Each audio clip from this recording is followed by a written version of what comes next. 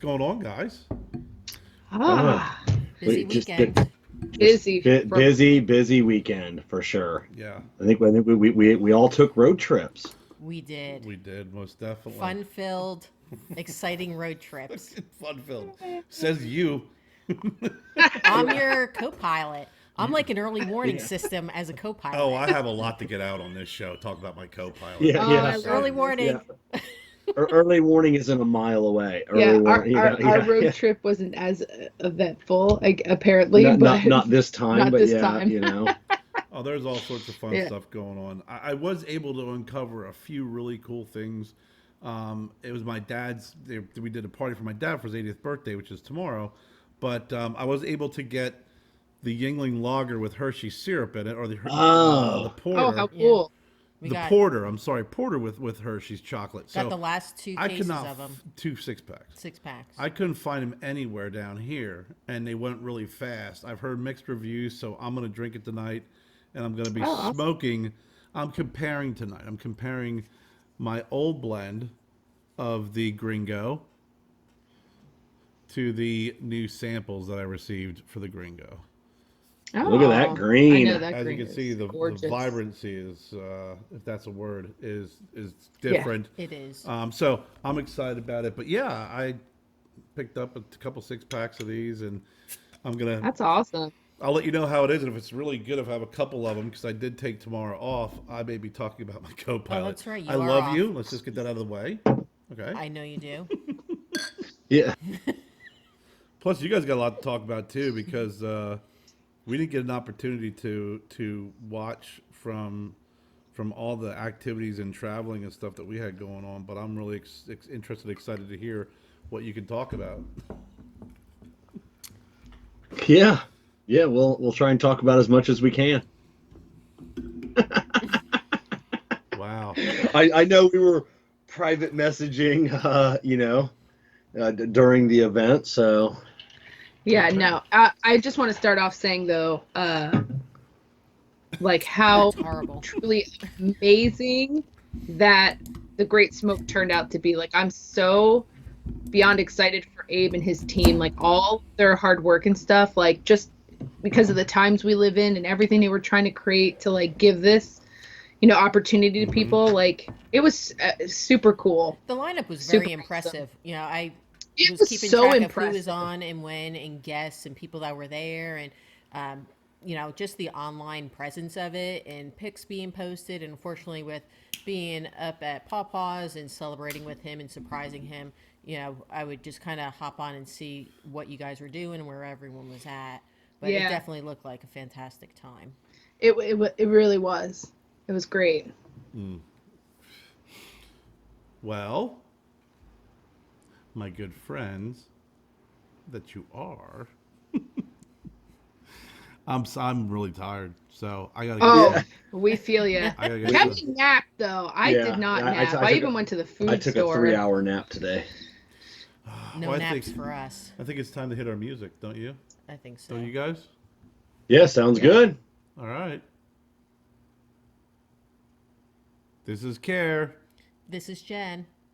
This is Kevin, This is Jessie. and we We are Are the the Broadleaf Broadleaf Bullies. Bullies. We talk. You listen. We are the Broadleaf Bullies. And here's your hosts, Kev, Kerr, Jessie, and Jen. Beer. all right. We are back. Yeah, you guys want some Hershey's beer? No, No, thank by the look you. of your face, no, we do not. This is like I'm taking not. two things really, really good and making something really horrible. Yeah, yeah, I like Yeah. dark beers. I like, the different winter brews, the Sam Adams. Okay. Yeah, Samuel Adams That always makes. that really, and being a coffee fan and fanatic, it really has the chocolate and beer. I don't get why people Not Well, mixing. I like when a like a natural dark beer, like a Guinness or another dark beer, it's just naturally chocolatey. Like True. it Yeah. doesn't Yeah. need the or it's got the coffee undertones. But Exactly. that's inherently natural to that. Yeah. That when you add, hey, our beer is already a little chocolatey. Let's add more. Let's you pour know? some chocolate syrup in it from Hershey's. So this Yeah. way, everyone's like, hey, it's like dumping Hershey Kisses in my beer. Man, I Yeah. used to It's love not. going to Hershey Park when I was a kid. I've never been Like- there. Well, that's You never been? Karen, the Oh, kids have been there. that's the reason I why haven't they been do there. it. Is Yingling is a local beer. right, It's Yeah. in right there. Pottsville. Hershey's local. So why not take two great local iconic things that have been around since the 1800s and turn it into something really horrible? Well, I mean, if that was the case, then why didn't they just tape a Hershey bar to the side of each bottle, and then and then not screw You either take one a of them sip up? and then take a square of chocolate. Yeah. This creates phlegm that is beyond I belief. noticed when he was pouring the beer, there was no foam. It looked Yeah. like a flat, dark soda. There was my no God. foam Yeah. whatsoever. And it wasn't that he was pouring it perfectly either. Jeez, It was just... let's add strawberry to their freaking Lord Chesterfield ale. Yeah. Let's get together with the people at Quick, with their strawberry. I freaking Yeah. love Quick. Oh my God. Jed, did you get any foam art tonight? No, I actually made a French press. Okay. With driving that we did, basically left Friday dinner time, just went probably till midnight, then had to get back up at 5:30 in the morning. I had an exuberant amount of espresso to the point that Starbucks, I don't get when they question my orders because they should just know. I know what I'm talking about. Both yesterday and today, I ordered a venti, latte, 5 extra shots. And she goes, that's a total of 7. I said, yes, I do. I want 5 extra shots. Because the cup's so big, Yeah. I'm going to sip it on the drive. Just do what I ask. I'm paying for it. So Right. that was a little annoying. But I went with a French press this evening. Just a good old, strong French press. Oh, nice. I'm latte'd out. Yeah.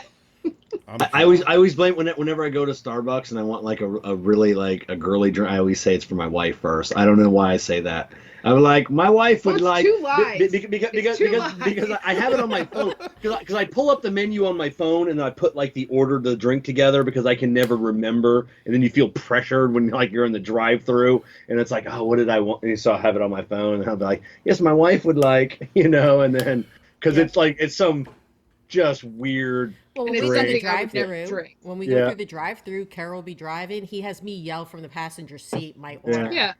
You know what? And I always blank out. We'll get smoothies. Yeah. And she orders the same smoothie every time. Yeah. And I From order Smoothie King. the same smoothie every time. And every time we pull up, I'm like, what do I get again? Carrot Kale Dream with What do you ginger, get again? angel I'm food. like, just freaking order it. It's like when you Yeah. get behind someone at McDonald's and they're there like 5 minutes and you just want to scream, the menu hasn't changed in 15 years. Exactly. if you freak out, just order a number 1 and move along. It's Number 9, 2 cheeseburger. Thank you. yeah, that's generally what we get. That's Number 9. usually Yeah. what we Exactly. get. Yeah. Either 1 or 9. I Yeah. did One or yesterday and 9. today. Well, I wanted to go to Yeah. Wendy's today, and we pulled up, and when you pull up and there's like 6 cars in line, and the person who's ordering has their door open and they're ordering, I'm like, fuck this. We're going Yeah. across the street. Oh, First off, Wendy's, it takes a long time to get your order I love anyway. Wendy's. Yeah, I love Wendy's too. We Yeah, went, I like but Wendy's it- with bacon we just went there cheeseburgers. before our road trip. Like, so we stopped there for lunch. The guy he was on his phone. Yeah, he was. Trying to get our food to get like at the window, like the payment, and then his phone rings. He takes it off. He takes it out of his pocket, sets it down, and then he's having this conversation on his phone as he's like half bagging our as food. he's and- half bagging the food, and then like not even any gloves or anything. Oh, He doesn't Kevin. care. Like McDonald's is all about gloves, and they hand the thing out, and Did you nothing see touched. the new lids at McDonald's? Yeah. No. They're No. recessed, so when the soda spills over from putting the straw in, it doesn't spill on you. It actually has, it's Oh, it goes recessed in just enough that it pools right there and doesn't spill. I don't have that problem. I said putting the straw never. Maybe they always short filling me then. I think they Yeah, are. but, I don't, but- you, but- don't, but- you don't Changing put a you. straw. What are you talking about? You never I drink. occasionally put straws in, Okay. but it's nothing like them. Usually The it's people at Taco tumbler. Bell. Taco Bell has no fucks to give. They'll touch everything. They will touch everything. I had the one girl lean out to the car and she hugged me, and it was just Did it was she a straight. groom your beard as No, well? no, it was but but that's Taco Bell. Like they don't. No, that is not what people do. Yeah. Why would the girl reach out and hug you? I'm just saying that's they just Did don't that care. happen? No, it didn't. I'm saying Okay. that's just saying that at Taco Bell they don't care about Like- COVID. Like they'll give you a kiss can't. on the cheek with every order. You I know, can't. Taco Bell Burger does King's not gotten care. Worse, man. I can't. I actually used to work at Burger love King Taco Bell. when I was in high Yeah. school, right? And then I worked the summers there, and it was like our manager was so anal about being neatness and quick and everything else. Somewhere along the line, Burger King's like their company motto and whatever the hell went out the window. Every Burger King I go to is just horrible. Like you said, if you talk about not giving fucks, it has nothing to do with being friendly. It's just like I sat there one day waiting. I paid already. I was sitting there waiting 15 minutes. And I'm like banging on the window. Oh yeah, they're Like, the worst. and the dude just looks at Yeah. me. He's like, Or they tell you to pull forward, and you're Yeah. like just parked there he forever. keeps walking. He And walks away. then from I'd me. worry, like, do I get out of the car and go in with a receipt? Are they going to come out? How, am I going to miss them? And the Burger King closest to us is not in the best of area. So Yeah. it's really kind of a crap. Well, right now, like any the McDonald's by us is you can't go inside. There's no dining. It's all drive-through. So if they mess up your order, you check at why fucked. you're getting your bag because you'd have to get back in line. That's why we go to Chick-fil-A a lot. Hands down, the best service. Everything from start to end, rarely have an issue. And now that they have the Chick-fil-A sauce, the original in 8-ounce bottles, it's even better. What? Yeah. Have you I didn't not know seen- that. Oh my gosh. We don't You go can- to Chick-fil-A that much because actually the Chick-fil-A is about like a 15. We love 15-minute it. drive We had for- chicken minis for us. yesterday. The worth little it. honey, bread I'm with a the nuggets Zaxby's on it. man. Love them. Oh, we have a Zaxby's. I'm a Zaxby's guy. They've Yeah. changed. They've changed their They zingers. changed their fries. They had crinkle fries Yeah. with sauce, Yeah. like spicy seafood. Yeah. The first time I ever had Zaxby's was when I lived in North Carolina, and then probably 3 years ago, they finally opened up one here, and we went to their soft opening, Yeah. and it was okay. Yeah. It was. They've kind of lessened the amount of fries in there. I felt like their sandwiches changed. Their last time I fry was there. ratio They're sucks. short Yeah, change. they Come on, really phone. short. Yeah. Yeah. I don't know. I think more. I mean, we don't eat out a lot of fast food, but when we No. do, it's generally Culver's. Yeah, Culver's. I Culver's love just has that. Culver's. I can I'd eat rather there go to all the Culver's time. than it. They just have anywhere. they just have their shit together. Freaking Yeah. great sandwiches. And it's Their filling. Oh, Yeah. yeah. Yeah. And their custard it's is fill- freaking awesome. Yeah. Oh yeah. So that's where we go. If we're gonna do like fast food, it's usually Culver's. They just opened one Yeah. up by us, so that's the reason why when Yeah. we lived in our old place, we used to go up all the time. Yeah. Yeah. So I got to ask you guys. I want to hear about the actual event, but what's more exciting is the trip up and back. And I've heard a lot of incredibly funny stories of how you all travel together and who likes what. Because I got stories about my trip. We had some new experiences with our travels. There and back. we had some pretty crazy conversations, but you literally the almost, conversation you scared the shit out of me today- 3 fucking times. Though. Well, I'm an early warning And I'm system. driving. Well, You're I'm not a the early passenger. warning system. I It's am. an early, you never know overly what's going to paranoid happen. system. So I'm out there watching and scanning. No, you're just in not. case. Just in case. You're not. You literally shit the bed 3 times because you were not paying attention. Well, and I'm driving. This morning was We're a driving- little scary. No, we're That driving, was freaking right? petrifying, which I text Jess because she already knows I what know. happened. We're driving. I know. There's an I'm dying. 18-wheeler. There's an 18-wheeler about 40 yards in front of us, right? It was scary. If he would have jackknifed, I would have had plenty of time to sip You my never know soda what's gonna happen. and then make a move. No. Yeah, you could have sipped your soda, turned the radio down, and be Could've been like, wow. Jen, can you hold on tight. We're about to stop here There's a softly. truck and then, there's a truck jackknifing. I want to see how this goes. So yeah. you know how up north, the snow will blow off the top. Mm-hmm. So the blows off the top, They've gotten a lot of snow and ice. and Jen's up north riding lately. shotgun, and she's like, and And I freaking scream, jump, I and yell I'm like, ice. and she screams ice. I swear, I'm like, what the fuck is wrong with you? Scare the shit out of my sister-in-law, The kids are in the son back. and niece in the back seat. We got a 15-year-old boy. We got a 17-year-old girl. We got my older sister in the back seat. She screams and jumps ice and screams ice. I'm swerving. They're all It like was a grabbing learning their lesson hearts. for them with driving. And the ice safely lands 30 yards in front of me. It was flying everywhere, and it was huge sheets. And so then we talked the about the worst- science of it, of how this happens. The because I had worst- to explain to the kids why Yes, this happens off the top because of tractor I trailers. criticized Jennifer, so she had to give them the science behind it, Yes. which made it all better. And the science behind freaking shocking me and giving me a heart Yeah. attack. But You explained gravity to the kids, the science of I gravity. did. Is that what you? But also, okay. they've had an exuberant amount of snow recently up there, so you don't know what's on the top of the tractor trailers. And when you see sheets, no, of that's what's freaking- on top of it. You don't know. It's It not was like like there's 15 degrees up igloos there. on That top was of rock solid. Yeah. If that hits you, you're If kind of it does, screwed. but we were Listen, safe. I feel like that's your trigger word now, Kerr. What? Is anytime you hear ice, you're gonna be. Oh no, there's other ones. The word duck. The word duck. And we'll as get to well. that one next. That was the drive up. First of all, the And it's not what you snow, think. the snow and the ice thing.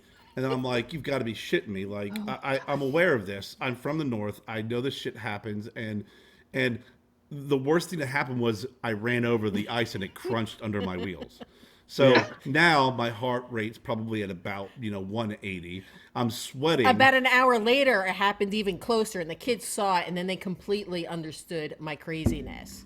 So now Joe's even more scared They to did drive not with me in the understand their car, and is craziness. glad we're in South Carolina and not up north. But yeah, so that was my co-pilot, and every like little thing that happens that she catches out of the corner of her eye as she's on her phone messaging you, Jess. Yeah. So you're kind of to blame for this too.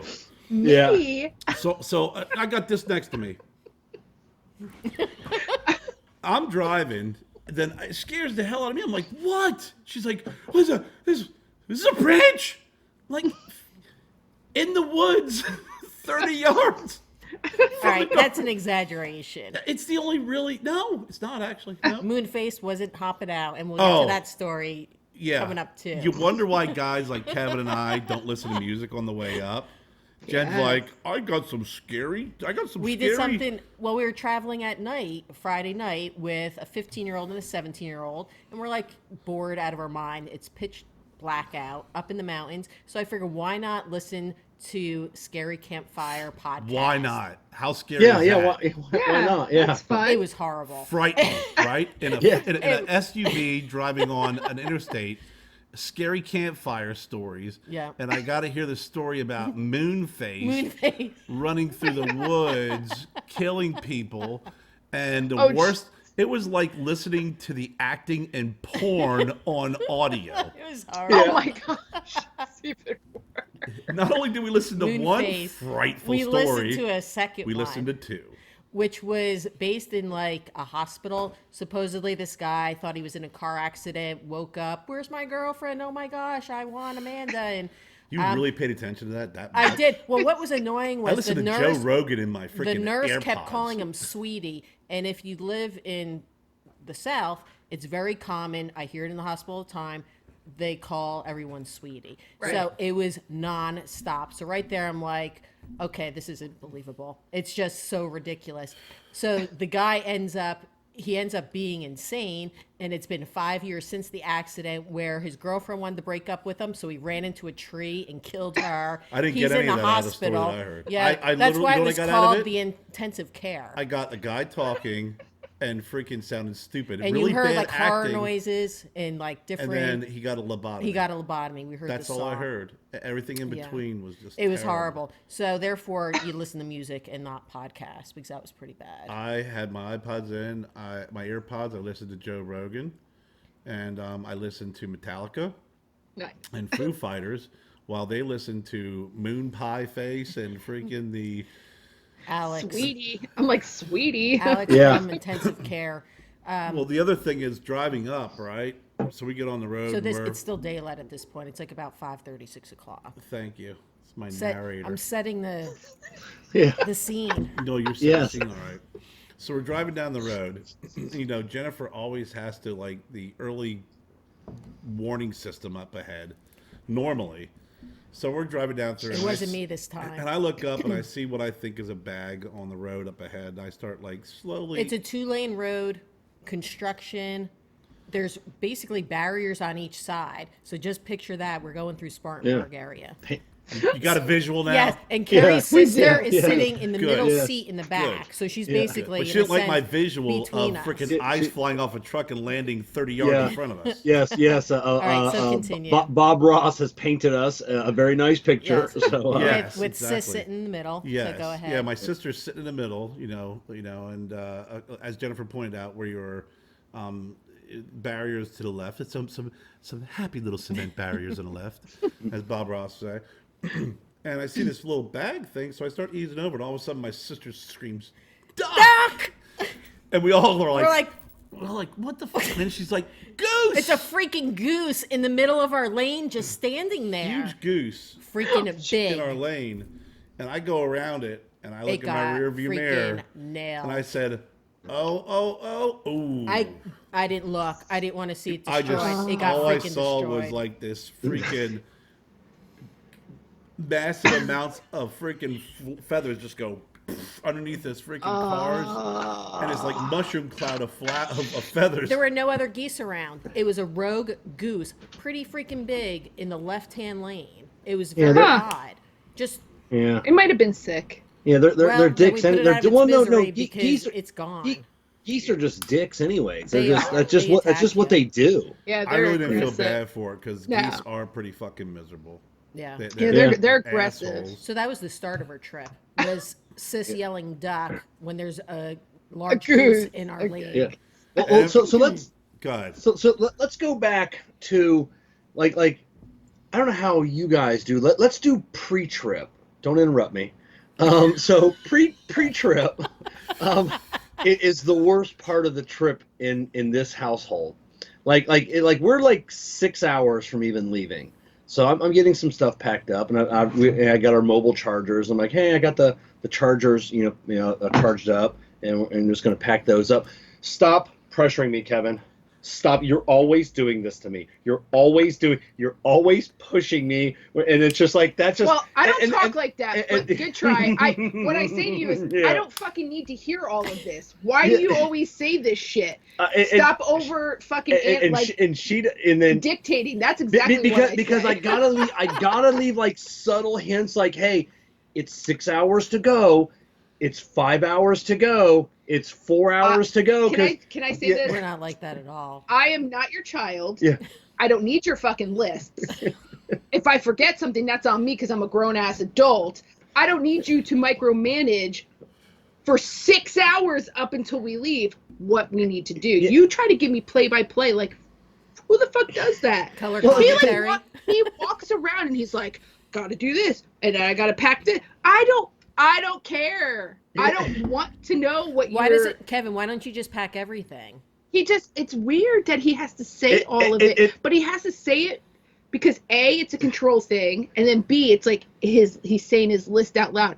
I tell him I don't fucking care. Because it'll be 10 minutes before we gotta leave, and then she's like, well, I'm gonna get in the shower real quick. Yeah, What? no, that's What? first off, Yeah, that's yeah. not happening. Well, no. Second of all, if you were so concerned about us leaving earlier, why don't you take the dog and all that shit to my parents and pack all that shit up and get all on your, why is that on your fucking list? Oh, because you don't care about that shit. You care about all your fucking cigar crap and getting it on the road and fuck everything else, but it magically gets done. At what time? Oh, I got back before we had to leave. Yeah. At 3:15. What time did you say? 3:30. Yeah. 3:15 I got home. Now and I he was understand like why it's so quiet walking in your out the car door. on your drive. He's like walking out the door, and I'm like, yo, I just got back from dropping the Gabby off and the dog. I was like, it's 3:15. You said we were leaving at 3:30, and he's like, like, Yeah, but like pushing me out the door. But you're a little bit of a, I do it on purpose to piss you Yeah. off because you're a control freak. I mean, Wow, that Oh, Jess, wow. you just admitted I do. to He purposely knows doing it. that, and then you're complaining about the byproduct of you purposely doing that. because she's a little bit of a procrastinator. I am a but procrastinator. She has said that, so I, you just give these subtle hints, like, No. hey, we're leaving in 7 hours. It's Okay, let's but get do you things hear? going. Okay, you hear how you're saying it though? Yeah. That is what gets on my nerves. That right there is what makes me want to be like, I give you the finger. I go in the bathroom and I'm like, fuck you, like I'm a rebellious kid because you talk to me that way, and I'm like, now I'm gonna sit in here and do nothing. I'm gonna pretend I'm in here going to the bathroom. You're gonna wait That always works. Jess is watching YouTube videos and Yeah. Facebook and Making her toothbrush wet to make it seem like she brushed her teeth. Yeah. No, and I get that for you it's important to be organized and Well, if have a plan. well, for me, like I said, I'm not a planner. When I say we let's want to just leave get at out. 3:30, if we happen to be in the car at 3:25, we sit in the car for 5 minutes. To do what? And then just because we leaving at 3:30, because that's when I said we were leaving. So you sit in the car and you just wait because 3:30, because you know how long That's it's going not to take you to that's get not on there. me. when And we then- do Yeah, our road no, I'm trips, saying- Kevin is not in charge. It You just know. can't Kevin be. isn't? Oh no, he can't like be. Well, but listen, but when we do I road trips. But I did the notice RV. something is that Jess said he's very organized and he has to do it in order to be organized. No, you know what he is? The But- task for him is to get all this shit in the RV. But the worst is though, if you are organized and someone like you said, Jess, you said you're more of kind of on the go. To someone who's organized and has lists and stuff, that's literally like just freaking chewing aluminum foil while freaking rubbing styrofoam together while putting nails across a chalkboard. Listen, I don't even need a suitcase. I'll just throw some stuff in a freaking garbage bag and Oh, go. oh, See, I she do all says the that, packing but for she us. says that, but we went away Courtesy from to one day. cigars. And I had a suitcase and a bag. You had a duffel bag and a rolling suitcase. Yeah, so what? I had a backpack. I can't. How many pairs of underwear did you pack? Double the amount of the days that we are going to be gone. Same Well, with Kerr, and then I do that for Kerr too. You always need Yeah. extra. I'm actually I can't complain about this because Jen does the packing, right? And then I'll pull out the stuff I want to wear and stuff, and then she does the packing because it's like nice and neat and organized. But the one thing you do is you tell me over and over again what you packed. Yeah. And I'm like, first time's good, got it, you're doing a great job. Because Okay, that's my life, Care. but I appreciate that she's doing it, that she is that organized, because if it wasn't for her organization, there, you know, and I'm pretty good at it, but this time, like this trip, I worked literally, and they were all getting in the car, and I was like turning off the computer, packing Yeah, I it. load up the back of the car. I worked had up everything until the ready. moment I freaking left. Yeah. Right. Because I had this Yeah. project I had to get done. So thank God. Normally, I'm pretty good about stuff I pack. I'm pretty anal about stuff that I pick out. But, you know, when I do arrive, I'll be like, hey, great, man. I got like 10 pairs of underwear, 50 T-shirts, and like, where are my socks? I don't know. I mean, but no offense though, Kevin. Like, I bring my own towels and all that stuff, but like I care about certain things that you don't care about. But you're neglecting to say, yeah, you packed one bag, but you had two other bags with, or the one huge bag with all your camera stuff, and then you had two freaking things of cigars and all that stuff. So that's extra stuff. Don't act like that's not part of your luggage. He's like, I had a backpack. That's all I had. Like, No, that's two part of the. But backpacks. what he packed, that's part of the business. That's part of Yes. the business. That's a business. No, it's our cigars to smoke. That's not part Yeah. of the business. It was just us and smoking. the, and the camera equipment. He and all didn't that. even put, and he didn't even use any of it. So he's gonna judge me. Go ahead and judge me. Well, it's better to have it and not need it. I Yeah, always yeah, pack yeah. extra that, just but- in case. that to me, I appreciate that he's very on top of all that stuff, but his problem is that I'm not being the way he needs me to be. Like, he wants me to be like, okay, Kevin said it's time, so let me stand next to him and follow him around while he reads off the list. I'm just gonna waddle next to you and be like, okay, what's next? What do we do next? Yeah. Check. I don't know. I don't care about that shit. I don't want to hear about it because it stresses me out, because I know what he's doing. He's like, then every like 20, 30 minutes, he's going to be like, wait, what's going on? You got all your stuff ready? Like, you start panicking. Yeah. 'Cause we He's got like- to get there at a time. You know, so Yeah. Okay. Well, is that what you wanted to bring yeah, up? yeah. So that's our pre-trip routine. But it's not an argument. Is usually worse than the trip. No. no, No, it's not worse than a trip. Ours is the other way around. Yeah. The leading up to and the pre-trip and everything is perfectly fine. I mean, I know my role, and Jennifer's very good at it, so I'm like, I'm not going to get in her way. Our roles. But once we get in the car, and I got freaking And he doesn't like me to drive. Sally so GPS over here. I'm more than happy to help out with driving if he doesn't I don't want to really be. do- want me to be the co-pilot, he can be a co-pilot for a little bit. Yeah, but I'm not gonna sit there and like, okay, we're going to Pennsylvania, and then give you like the whole Do I do that to you? whole mapping system up front, and I'm just. I don't do that to And you. even on the way up there, she's like, "We'll be driving, and I know I got to take an exit, right?" And she's like, "You got to take this exit." Early warning system. I tell You gotta them take this it's exit. enough time in advance because you can miss the exit due to traffic. Get over. Take your time. So you Couple don't miles so in you don't advance. so you don't have a GPS? What do you MapQuest it? No. he We does have have a GPS. I got We two. have I it got a in the car. JPS. She's the GPS on top of the Yeah. I GPS. watch it on my phone. We have it in the vehicle itself. He We have- usually has it on his phone as well. We have a GPS and a JPS. And Yeah, the one yeah. thing the JPS does not realize is that there are things that can impact your driving and ability to make snap decisions, like That's why I traffic, cars. So my ice. my GPS, my GPS will be like, in a quarter mile, take exit 28 on the right. My JPS says, get over, you got to take this exit. But my JPS doesn't realize that there's a freaking string of cars to my right, and I just can't phase through them. I don't expect him to. It's Yeah. just No. to help him with driving, saying, "Hey, With a You're sense gonna of need urgency to- with that you freaking need to get jersey, over. like, you got to get over.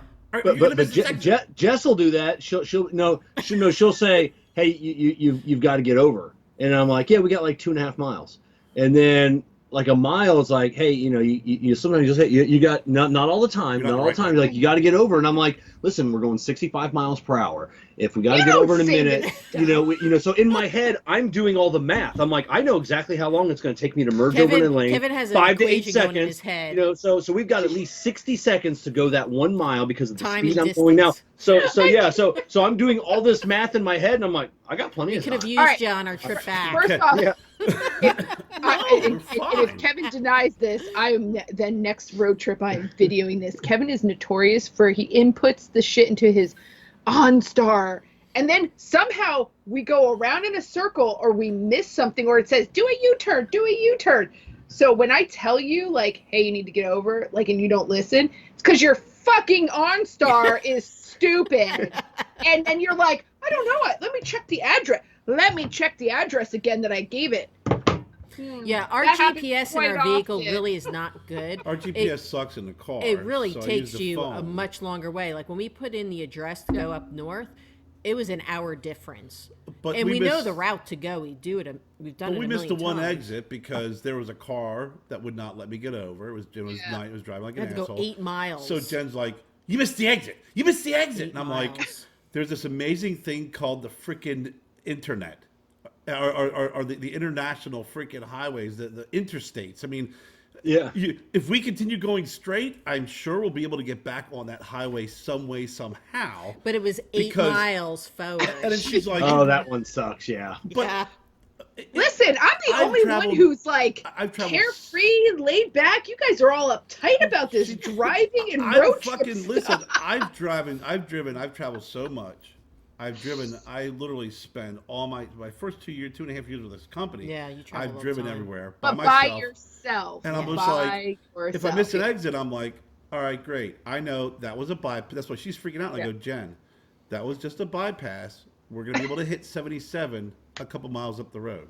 Well, can you turn around?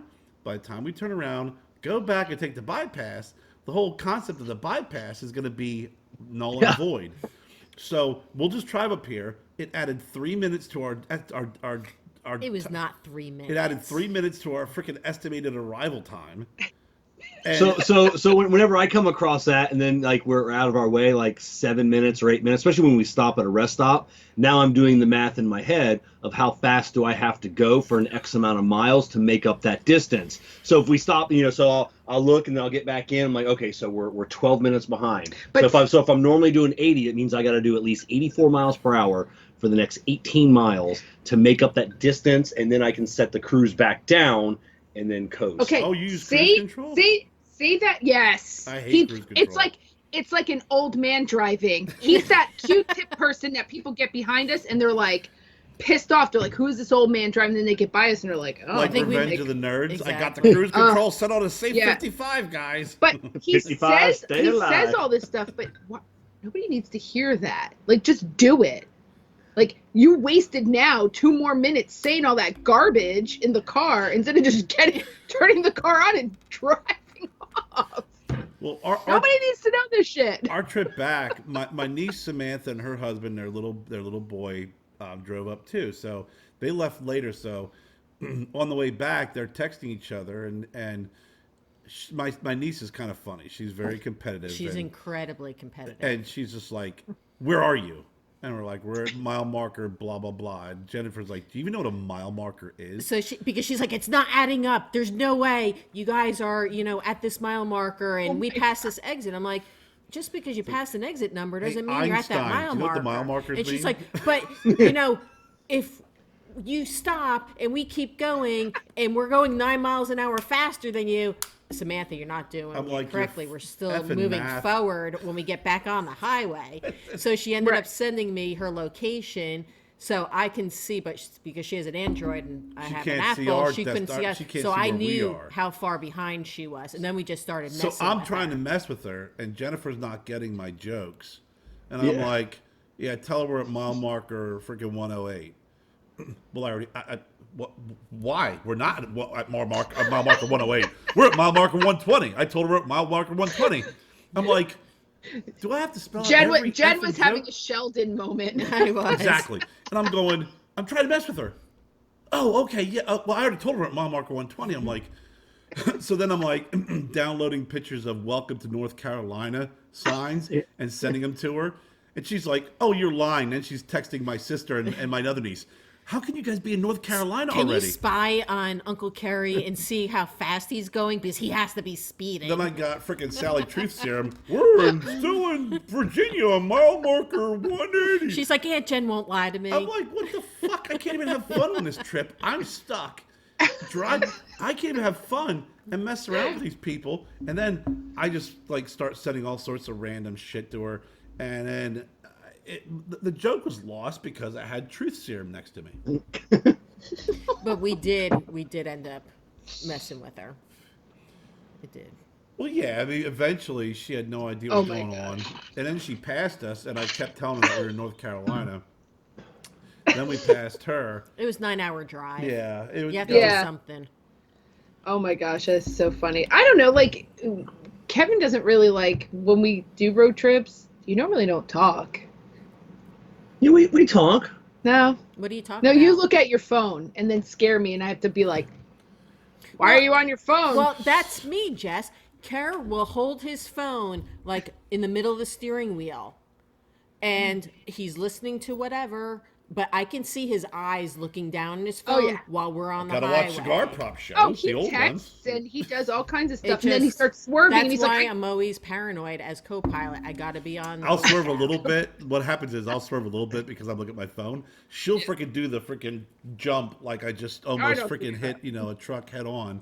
And I'll be like, what are you doing? She's like, you look at your phone. I said, no, you can't feel the road shifted. the going over doesn't the going over doesn't bother me. It's when I see that we're getting close to a car, and then all of a sudden you're like, then you start to slow down. Well, I'm like, I got what the fuck? in my GMC. I Sally got fake cameras. brakes? I got lane detection. I've got all of this technology helping me out. If I start to swerve, I feel a little vibration in my steering wheel. Hey, you need to move it on over, sir. And Okay. so I got technology. Well, I'm sorry, I don't give a shit about technology. Technology is my Same. co-pilot. Keep your eyes on the damn road. I do keep my eyes on the Same shit, road. Kevin. I get the same shit. And, Yep. and then, I got, she, two things Jennifer does that just drives me crazy. She'll freaking hit the freaking, like, the fake brakes on her side, right?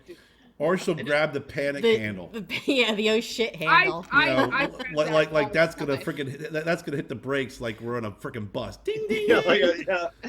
I need a Well, driver ed car. I hold on to that when Kevin's like making a turn and stuff, because sometimes he just doesn't think like, hey, there's other people in the car, and we're like now ping pongs because I know velocity. I know what a turn can do. I know the tires that I have on. I know what? their gripping power. You're just. I'm just gonna. So And what do you then- guys talk about on your rides?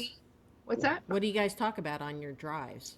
We usually make fun of people. No, we that's, don't we do talk that, trash and we don't. about other people in the You're cigar so industry. full and, shit. You're so full people that shit. annoy us and. First off, it would be nice if we talked or listened to some music. usually I look at my phone or read a book on my phone because he doesn't say anything. And the music is like a whisper. So I just usually read my phone. I tried breaking out of my shell and playing music because I told you I notoriously don't play music. And I played a couple songs. They're like, that song sucks. I'm It like, was horrible. You. I'm The going first back to song listen was to good. my freaking It was shit. Fish. The first one, okay, it was funny because Kerr was trying to make fun of the song with Joe's girlfriend's name and kind of doing like a parody. I'm not a so I Fish thought fan. that I was only like a funny. couple of The their second songs. Fish song, I only like a sucked. couple Fish It was songs, very. too. I'm not a big Grateful Dead person, and that's basically I what like it Grateful is. Dead, though. I like You a couple know? Fish songs. And the second one, they were like, yeah, don't play any more of that. That's not good. I'm like, well, screw you guys then. I'm going to go back and listen to freaking Cheap Trick on my headset. Yeah.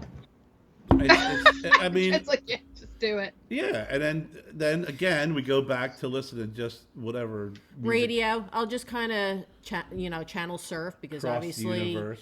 no, because we usually lose the signal and then going through the mountains, and then since when it's nighttime, it's different. There's not a whole lot of talking in the car because again, the whole driving through the mountains, weather you just don't know, and the kids are sound asleep, like they're just out cold. Everybody's sleeping. Yeah. And I'm freaking But whatever. in Yeah. daylight, Everybody's sleeping but the everyone's driver. up. Like, No, don't worry about no. me. Right. No. Nobody pays I'm always attention That to up. the is not how it works with us because Kevin does not let you go to sleep at all. Why?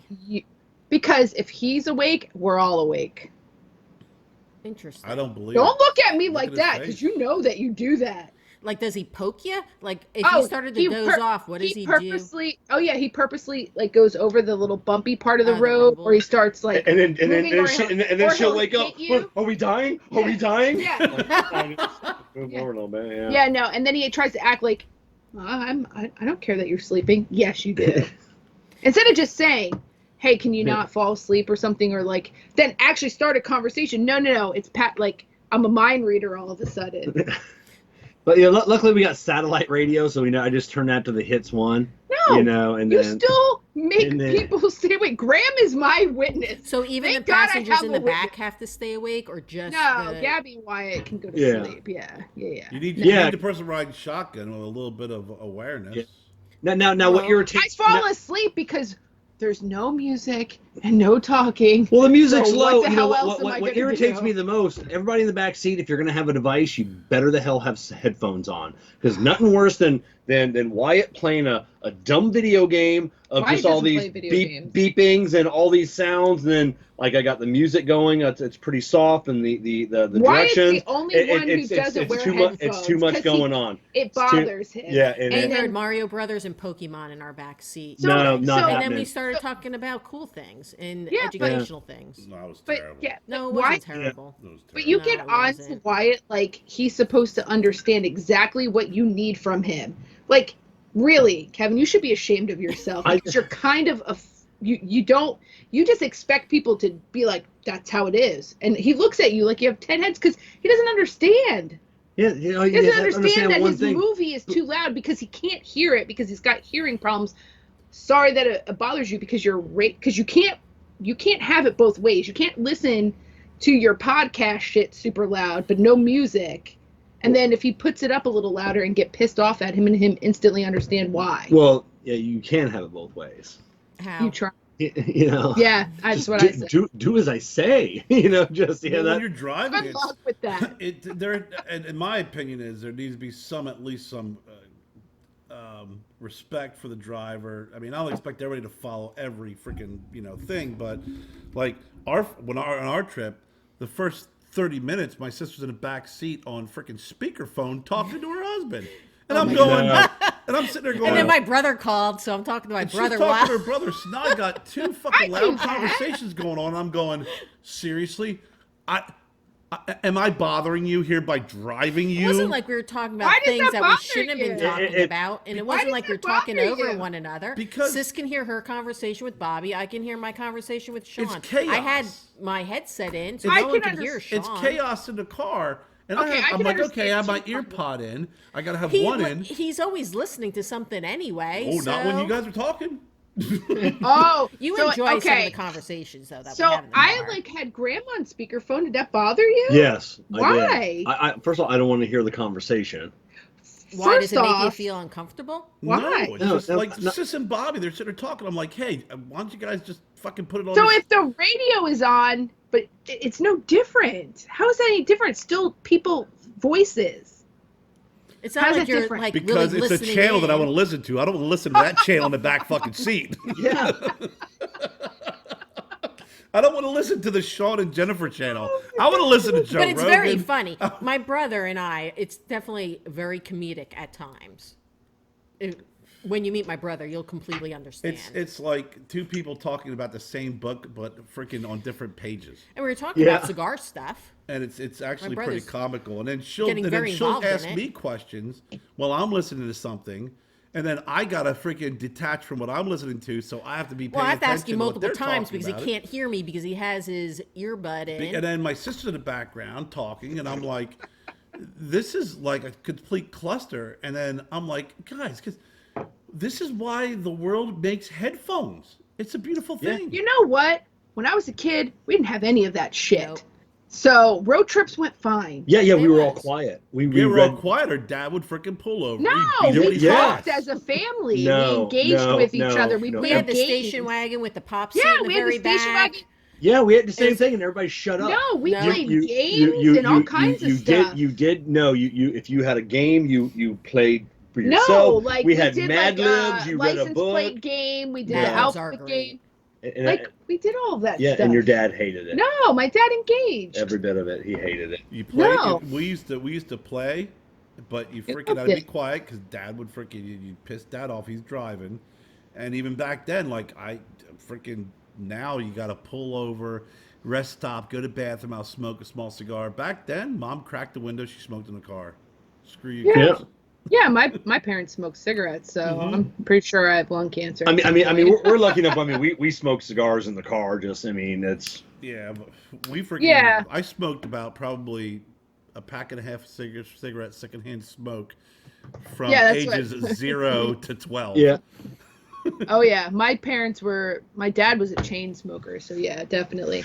But I find it interesting though. Like, okay, so maybe this gives us good insight, some stuff to work on ourselves to be a little bit more considerate. Yes, But- yeah, I agree. You I don't girls think should it's gonna be help. should It's work not on gonna it, change. and Well, you I girls was should be gonna- more I was considerate. gonna say some stuff, but you know what? Guess what? Game on. All I can say, this is the great conversation, and once this is done and uploaded, the next road trip's gonna be the same thing. Freaking fake brakes and freaking, Yeah. you know, fucking death grips. And then we start okay, so on the way home, we're like, Jen wants to have this in-depth conversation, a meaningful conversation. Well, I have a 15-year-old in the car, Joe, And my 17. niece Taylor, who's 17, who's Niece, going to be Taylor. graduating in June. And my sister, and who's sis, and my who's sister, who's in her 50s, and we get along great. Our personalities, Jess, are so similar. When you meet sis, it's similar it's but so different. Right? freaking funny. It's Like, similar but it's different. Yes. But what's funny is It's they not want to like have you're, these. engaged to your sister. They want to have these engaged conversations. So then, if I have to participate and I have to give what I feel I need to give a well thought out, educated freaking response, and I'm driving, I need to concentrate while listening to Cheap Trick. Yeah. So now we're talking about breast milk, chest milk, Well, and everything else, and I'm going, all right. really? I'm Let's listening to back Dream up. Police. Because Joe and Taylor, we started just talking about how life is different now versus when we were kids and just going out, being around people, friends, whatever. So lately, I've been, with articles I read at work, different science things. The article that came out about you need to be more sensitive about the word breast milk. And it has sent me into this ridiculousness because Just a little bit. And we because talked I've, about this in the she car. jumped down the rabbit hole. I've Oh, heard yeah. about this Yeah. several times, and I'm like, yes, I saw your article. I know what you're talking about. I get it. And it's like Well, a half an hour no, later, hey, it's you get ridiculous. Chest milk, breast milk? I'm like, yeah, I'm still on it. I get how people, I completely understand the whole identity thing. It's their perspective, how they feel, whatever it may be. But you cannot change biology and anatomy. So to say that a community and this was an article out of England, wants to change the name from breast milk to chest milk to make non-binary, certain people that identify as whatever it may be, feel more inclusive. Okay. It really, no, it's not okay. No, I'm listening. It's not. I'm listening to you. I'm Because just saying, how okay. can you say chest milk when it's anatomy? It's biology. It's not going to change. You're born a female, you're born a male. What you identify later, that's different. I get that. Completely support it. You are who you are. But you cannot change biology. You can't change anatomy. Everyone has breast tissue. It sits on the pectoral muscle. It's just, it is what it is. You know, So I- to and- say and- I and- have to yeah. change, or they're going to change that word to make people feel more inclusive, it's bullshit. I'm sorry. It's buffalo. There's the word. I use the word buffalo, which we'll get to Yeah, later. No. Yeah. Oh, is that used it not where wrong. we use buffalo? But that is, Anyway. I've been reading a lot over the last year, like England, like a lot of their universities that they've taken out, like you're not, his, hers, Yep. a lot of Yeah, words you can't the say. pronouns are gone. Professors that have gotten fired for saying the Right. wrong word. One of the ones that have been tenured teaching for 50 years. And you expect, And we're wrong. It's I don't. So I had this don't. discussion with a 15-year-old and a 17-year-old and my sister-in-law. It was pretty So interesting. what is what is Joe, the 15, I 17? would like. That's what I'm gonna say. I'd like to know what their thought process was. Joe is very conservative. He is. He's Okay. very conservative, and Like he is very ultra conservative. black and white. He's very actually ultra conservative. Yeah. And, Okay. And what's funny is, in our household, we don't impose like you need to be this, right? Right. We don't do it. We say, hey, here's We'll how I support feel. you. Here's what I think. But the only thing I ever tell the kids is, if you're gonna have a belief or take a stance on something, educate yourself on it. If your belief system is completely different from mine, I'll celebrate it. I can give a rat's ass. But educate yourself on it. Make sure that what you believe in, you have some thought behind it. Just don't believe it because your friends believe it, Right. or don't believe it because someone told you to believe it. If you want to try and always poke the bear and have an argument with me, it's not going to be pretty, because eventually it's going to get to the point, well, I will have an argument with you, but I will stick with objective and facts. I'm not going to get into how I feel. I'm not going to get into that kind of shit. And Joseph's really developed into more of a conservative person. Our niece is a little bit more liberal. And again, it's to the point where my sister, who's older than I am, she's what, 58, 56, 57? 57. 57. She grew up at a different time, and she's just very direct about things. Great heart, loving person, but just very different, direct. And my niece is always like giving her looks, and I'm like, listen, before you start giving looks, try and understand where someone's coming from. Right. And one of the things that I brought up during our discussion, because I had a conversation with my daughter and Joseph a while back about this, because we went through some training on identifying, right? People who identify. And Training through your work? Through your... yeah. I actually okay. had to go through the training. I had to give the training. Okay. And there was a thing called the genderbread man. Okay. Oh gosh. It was a gingerbread man, and it gave you literally how people identify, Okay. who they're attracted to, who they have relationships with. So you can Okay. have someone who is biologically a male but identifies as a woman, who is attracted to both men and women, but is in relationships with only women. Okay. Right. So, and I Yep. said, that's fine. Obviously this is, and that's why I say, the term, when someone says whatever your sexual preference is, even that term has really been changed, because it's not what, it's like, I'm not making a decision, or your sexual orientation. It's like, this is kind of who I am. And when you have that world, to what Jennifer's talking about, to this very scientific world of, like, when we do clinical trials, it's not necessarily how you identify. It's like, if you are a female and can have a child and have breast milk, you know, Right. those need to be very specific about the biological structure because, you know, they look for concentrations of drugs in the breast milk. If you're you know, premenopausal, menopausal or not, if you are able to have a child during the clinical trial, you may be a woman who identifies as a man and have relationships with women and be women only be attracted to women, but you still have to go through this scientific process of, are you in childbearing years? Yeah, the Are biology's you a still female? there, no And matter. that's really where, you know, I think some folks get lost when it comes to this identity where, you know, there's two ways to look at it. I believe there is the psychological on how you know, how you identify versus, you know, what your biological composition is, which is objective. You know, I can't feel like I have more chromosomes of one than the other. I can't Right, feel absolutely. like I have gonads or don't have gonads, or you can't feel if you are able to have get pregnant or not. You know, those are things that you can't really control because that's how you are created. Yeah, yeah. In your line of work, you know, with like I said, clinical trials, medicine, even Jen, there are interactions, drugs. Yeah, yeah. And It's I've very had cut. It's I very have cut and dry. Yeah. I have had seen people and patients in the hospital, and they do identify as male, female, non-binary.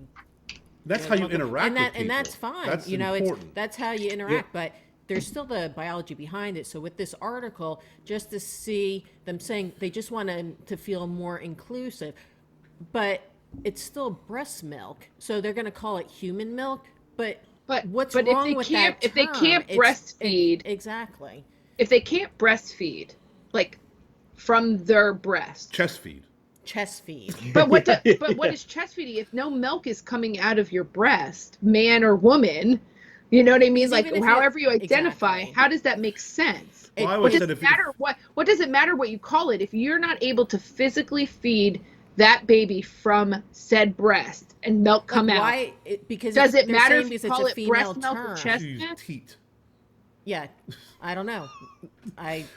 But it's Sure. like, you know, if you test somebody, you're like, listen, I'm going to run a test and see if you have ovarian cancer. You know, that's your biology, that's your makeup. yeah. But what happens is I think folks, you know, there's that transition of how you interact with people. So how I treat someone and interact with them and respect how they identify is completely different from that biological fact. Exactly. Right, but You I- can't but I'm- change anatomy. Okay, but I'm trying to understand though, the people who want to change it to be called chest milk, there's a chance that they're not really a woman, they're a male, possibly, correct? Biologically, But yeah. biologically a male.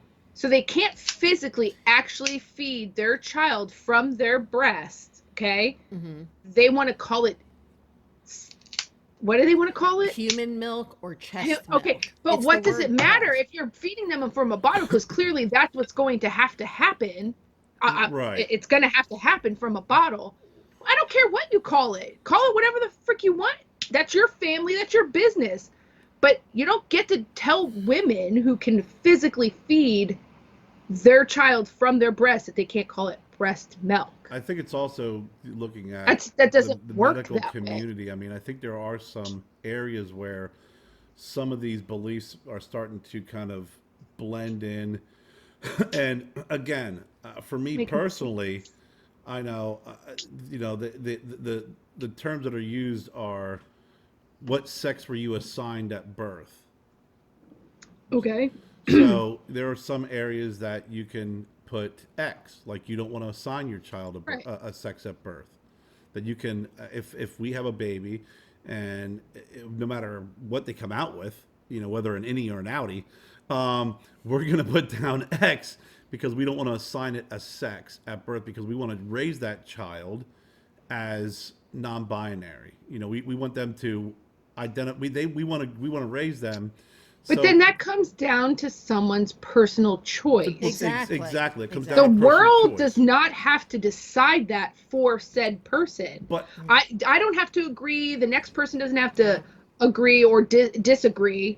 it's your choice. If that's an option and that's something you choose to do, I'm not judging. I don't care, but you can't tell me that I can't call my breast that I fed my 3 children with that had milk come out of it, that I can't call it breast milk. Well, I agree with You you. don't get to tell me that. Well, that's what you I've run given into. birth to 3 kids, and I have breastfed all 3 of my kids, and I had mastitis with Gabby, and that was excruciating. I ended up in the hospital. It was horrible. So yeah, that was my breast milk got engorged in my ducts, and I couldn't feed my child with my breast milk. Goose. But what I'm saying is though, is that I don't care if they want to call it chest milk in their family dynamic. They can call it Yeah, whatever they but want. you're not going to change it globally because it shouldn't not be that. that way. To That say doesn't chest make milk would be sense. like saying to a woman, "You have chest cancer." No, you have breast cancer. Breast cancer. I Yeah, understand you yes. identify as and I'm cool non-binary, with that. but you know That's what? fine. The tumor is in the breast You're tissue. trying to change all the medicals, and I personally believe that even when you have a child that's born, that the sex, the biology that child has should be at least documented, because I think, and this is again my amateur opinion, if you know, there has to be a beginning of identifying a human being in order for them to move forward when documenting their medical history. So if we have a child and we want to raise them as non-binary, that's our decision, that's our prerogative, that's fine. If we want to move forward with that's fine. But I think if the child was born female, because it has all the female parts, it has all the chromosomes, everything that's necessary, I think at least medically it needs to be identified for that child's health I track agree. along the road for Right. anything that may potentially happen. So I think you hit it on the head though when you said somebody, feeling and psychologically feels a certain type of way, but biologically yeah, is what we're talking about. We're not yeah. disputing that people can feel and say they want to be something else, and that And is we fine. And even exactly, as we far support as that surgery, there are 100%. people who change their sex, Correct. But they're biologically, still the DNA is still there. You have to take Yeah. you have to Right. be on medication your whole life. Right. Whether you're a male going to female or female going to male, Right. even if you get a sex change, you're still going to need to be on medication. Right. And if that is who you are and how you and not, I don't even think how you feel or think. If that's who you are, right. then I support you 110%. But when it Yeah. really boils down to it, and you're talking about diseases that impact men and women, and there's a reason why they impact men and women differently. Right. I think all that stuff is definitely 100% necessary. And I think they're also trying to make, not, I don't want to say they're trying and it's not how it is, meaning Who are they, Jess? right, but Yeah. I'm saying like people in general, when they have these thoughts and these decisions and these demands, it sounds like, are they thinking about the science behind it? Because there's just not enough studies and time at this moment to alter so much stuff, because we don't know what the long-term effect of some of those surgeries or medications will be on people. Correct? Right. But that again becomes a personal decision on that. Right. For I them understand the personal side, individually. but I'm saying, but from science, we also don't know ultimately how that's going to affect anybody in general. There's a lot of unknowns. So you can't say that this is a fact when it's still under some kind of, study or these things are new. Like it's still The facts. The only facts that we know is that when we're born, we are born, Right. with organs. on the rare Yeah. occasion there are people who are born Yeah. with both genders. Well, and Correct. we actually went Right. over that of We talked about that with the kids. of having that and the rarity of it, and the one Now thing. that's called a hermaphrodite. Correct. Right. I And that's actually where- saw patients in Boston Yeah. that were that, and then they But then what ends up happening is when you have something like that, which is very, does happen, is you can't, personally, I don't think you can hang your scientific hat on a low percentage when the majority of the percentage is either A or B. Okay. You know, and I think yes, you're going to have those rare occasions. You can have those occasions where you do have people born with two sex organs, or maybe someone is born and as they start to develop, they produce more estrogen than testosterone, or Right. vice versa. That I agree with. That stuff Yes. does happen, and that's I think where you get into certain situations where um, you know, and that's not 100%, but those are certain situations where you know the identity comes into play, which is you know, again, for me, that's fine. That's why we went through this training, because we not only have the scientific end of it, but we also have the human interaction. Because one of the things that have always happened, and I explained this to the kids today, is that what has always happened in the past has been people have been afraid to come out and talk about that openly. They've been I agree. afraid to, and that's the reason why I think we've led to this hyper responsiveness, because of the hypersensitivity to it. And Okay, somewhere so we got to find this balance. okay, so my question is this then, because I mean, for me and Jen, I think it's a more personal issue, like because we are women and we have breasts and Breasts. we're able to breastfeed. So for a male's perspective, though, do you care that they want to call it chest milk, or do you like? I care because we're living in a time of cancel culture. You hear that. You know, there's a little over 8 billion people on this planet, and I don't care what you are. I mean, we're open to everything. Yeah, Exactly. Same I've got here. family that are gay. I got, you know, we got transgender. You know, it is what it is. Right. But it's the small percentage of the population that is trying to change the perception and then canceling these words, and we can't say this anymore. You know, you've got an entire, we'll say, college that may have one person that feels different, that tries to change the language, the culture, everything for the general population. And I don't want them to, I don't want to say to them, just get over it. You're in the minority. No, we Right. should always be respectful of everything that we're saying, Mhm. but to get over, you know, to get, oh, we want all, you know, it's no longer his, it's no longer hers, it's no longer, you know, you can't be called this, you've got to be called cis, or you have to identify. So, you know, there are certain people, and I've you know, we've unfortunately lost some friends because you have to identify with some, what do you want? I just want to be called him. Well, that's not your option anymore. That's not an option. You know, like, what are you? I am a straight white male. Well, you cannot be called that anymore. Well, why is that? Why can't I identify as a straight white male? Why can I not identify as that, but you can identify as, you know, a female being a male, whatever. And I'm okay with that, but you're not okay with me identifying as a straight white male. It's that freedom And of that's my respect. problem. Yeah. No, Exactly. I agree with you, and and that's why I think there's been a hyper responsiveness to the hypersensitivity, and I can't imagine what it's like to be in someone else's shoes. And I can Oh yeah. my empathy can only go so far, Right. true empathy, but you know, once I get to a point where I really can't understand it, I try and understand it, because I do think that there is a rationale and there's a reason behind it.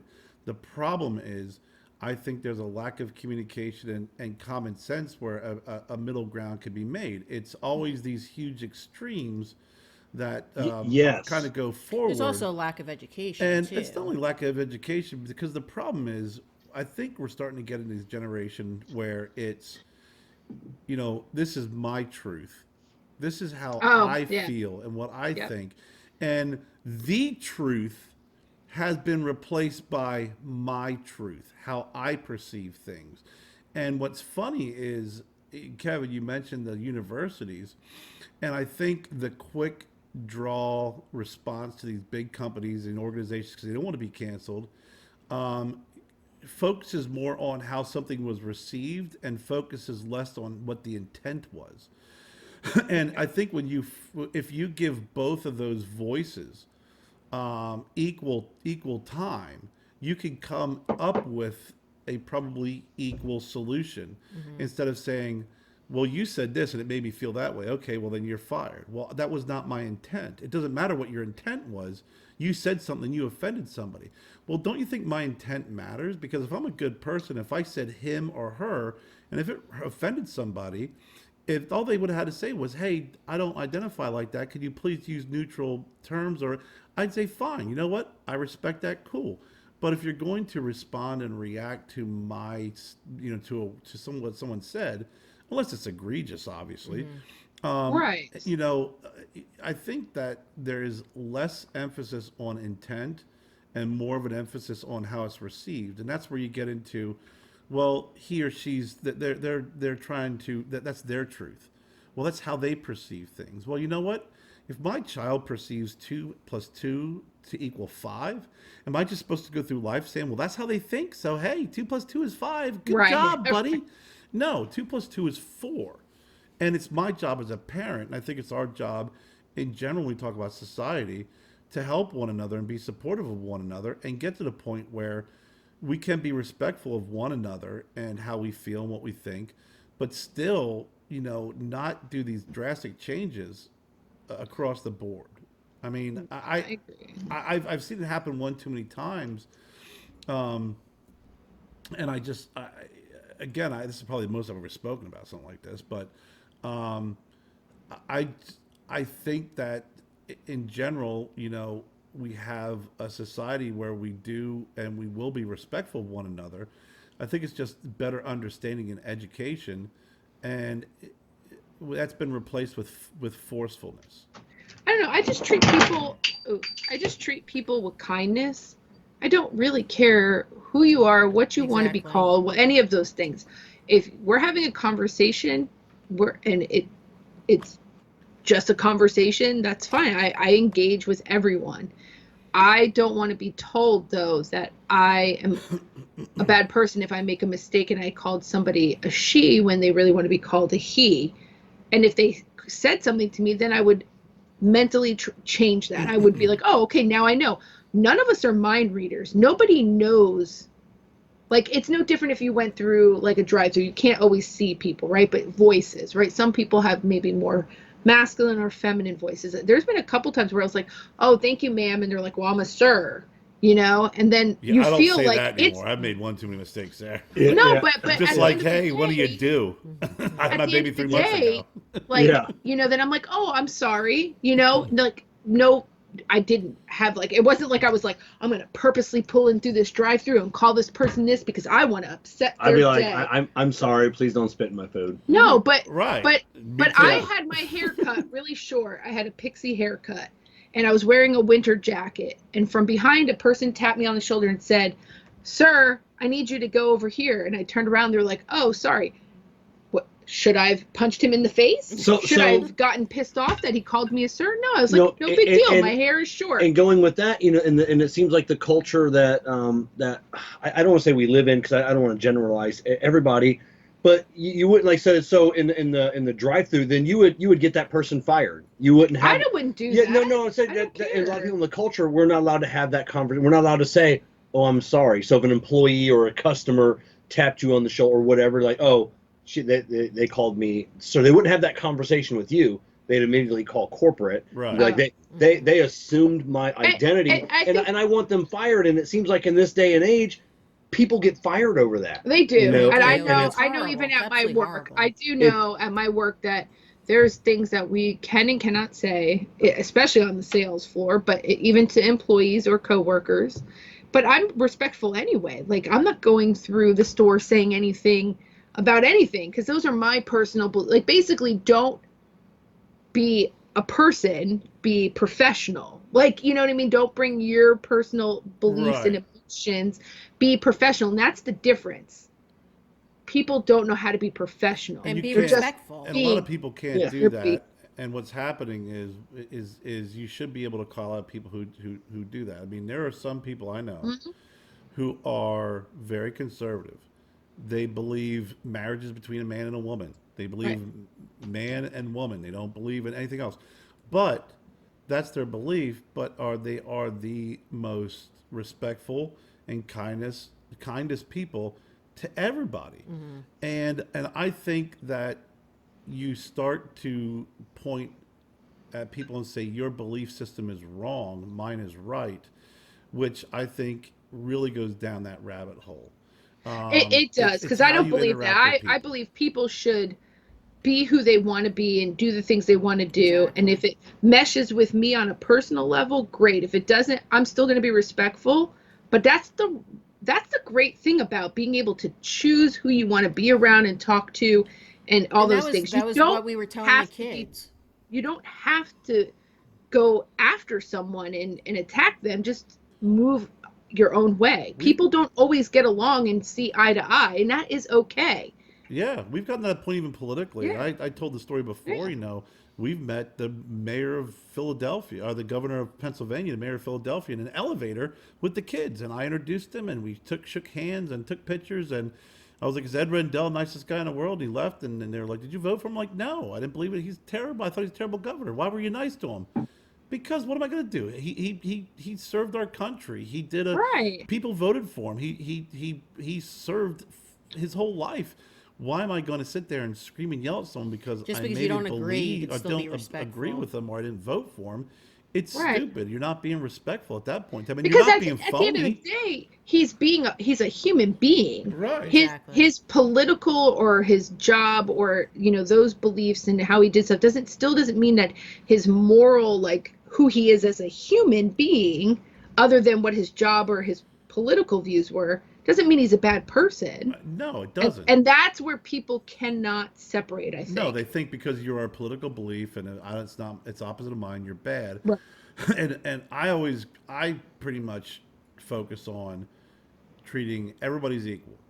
It doesn't matter Right. what your color is, what your religion is, what your Yep. how you identify. Everybody's equal. I treat everybody with equal respect, regardless of my own personal religious beliefs or my own political beliefs or anything else like that, because those are mine. That's why I really Right. don't share them Me- too often with people That's because how they're I mine. feel. Yeah. I don't tell people who I voted for because that's my vote. I don't Right. tell people Yep. about that. I treat people with respect and I treat people accordingly. So if someone is disrespectful, even people who act like assholes and treat me like shit, I still will just kind of blow it off and move forward because I can only control what I do and how I respond to Yeah, I things. can only control my reaction. Right, exactly. And that's what about 95% of the shit is everybody wants to act out a certain way and blame it on someone else. And I'm like, Kevin, you didn't make me feel a certain way. There I you go. feel the That way. we choose to allow ourselves to feel the thing. You made me feel no like shit. no one can make anybody feel anything. We choose how we feel and interpret and respond and all that stuff. That is a fact. That is something I had to learn along the way. Like there would have been times when I was younger, I used to be like, this person made me feel this way. No, like But I you're young chose. though, and that's what Right. happens in youth, and you teach your children that, and it's based off of your insecurities. It's based Right. off of whatever the case may be. And I had somebody, I'm not going to mention any names, tell me, "Well, I'm really sorry I made you feel less than." I'm like, you know what? You never made me feel less than. I own my own feelings. Right. What you said to me was wrong. So it Yes. didn't make me feel less than. That was your opinion, and your opinion is yours. But it didn't make me feel less than because I know the truth. And I know how I feel. Now, if I was insecure about something and you made a comment, like Kevin would make fun of my hair or something, and I'd be like, I am. It's an insecurity. So yes, and that's why I think when we have personal relationships, we always know what to dig into to make fun of someone. But at the end of the day, I said you didn't make me feel less than because I know differently. I believe differently. What you're saying is not impacting how I feel. If you tell me, hey, and I've had this happen too. Name shall not be mentioned. You made a comment and made me feel that way. I'm like, well, maybe that's because you're guilty. If you feel bad and what I said made you feel bad, my intent wasn't to make you feel bad. What I said Right. was the truth. Maybe you feel that way because you're fucking guilty. I've had that happen where someone has reached out to me, I'm like, hey, that comment, I don't know, it seems like you were talking about me. Well, then you should reflect on the inside. Why did that comment make you feel like that? Because are you feeling bad because you did something wrong? So it's, I'm not going to apologize because my comment, which was not directed towards you, made you feel that way. Maybe you should, maybe you should reflect. Well, at some point in time, you're going to read everything, because I think, Jess, you asked me, not say anything, but you're like, hey, I've heard other people go, yeah, I've seen something. Are they talking about you? I'm like, I don't know. I know the truth. If someone could write whatever they want on Facebook, I can't tell if it's about me or not, because I know who I am. It doesn't make me feel one way or the other. Unless my name's attached to it, then I'll address it. But other than that, or a situation, right? In a sense. Yeah, exactly. That makes sense. Yeah, in a but situation. I don't.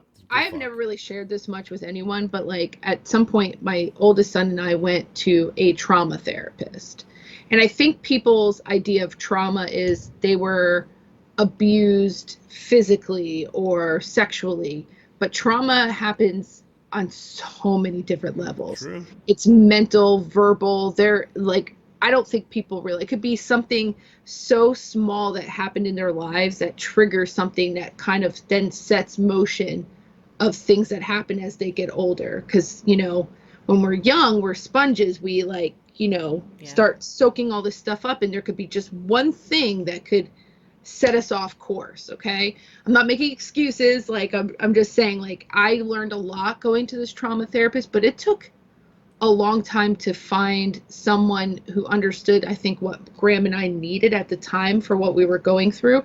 We kept going to his pediatrician, and Graham, if he's listening to this, he's probably going to kill me forever saying this, but he literally, when I had Wyatt, obviously kids are going to handle things that they don't know, because I didn't even know what was going on. I didn't know how to react to all this stuff I was going to have to deal with Wyatt.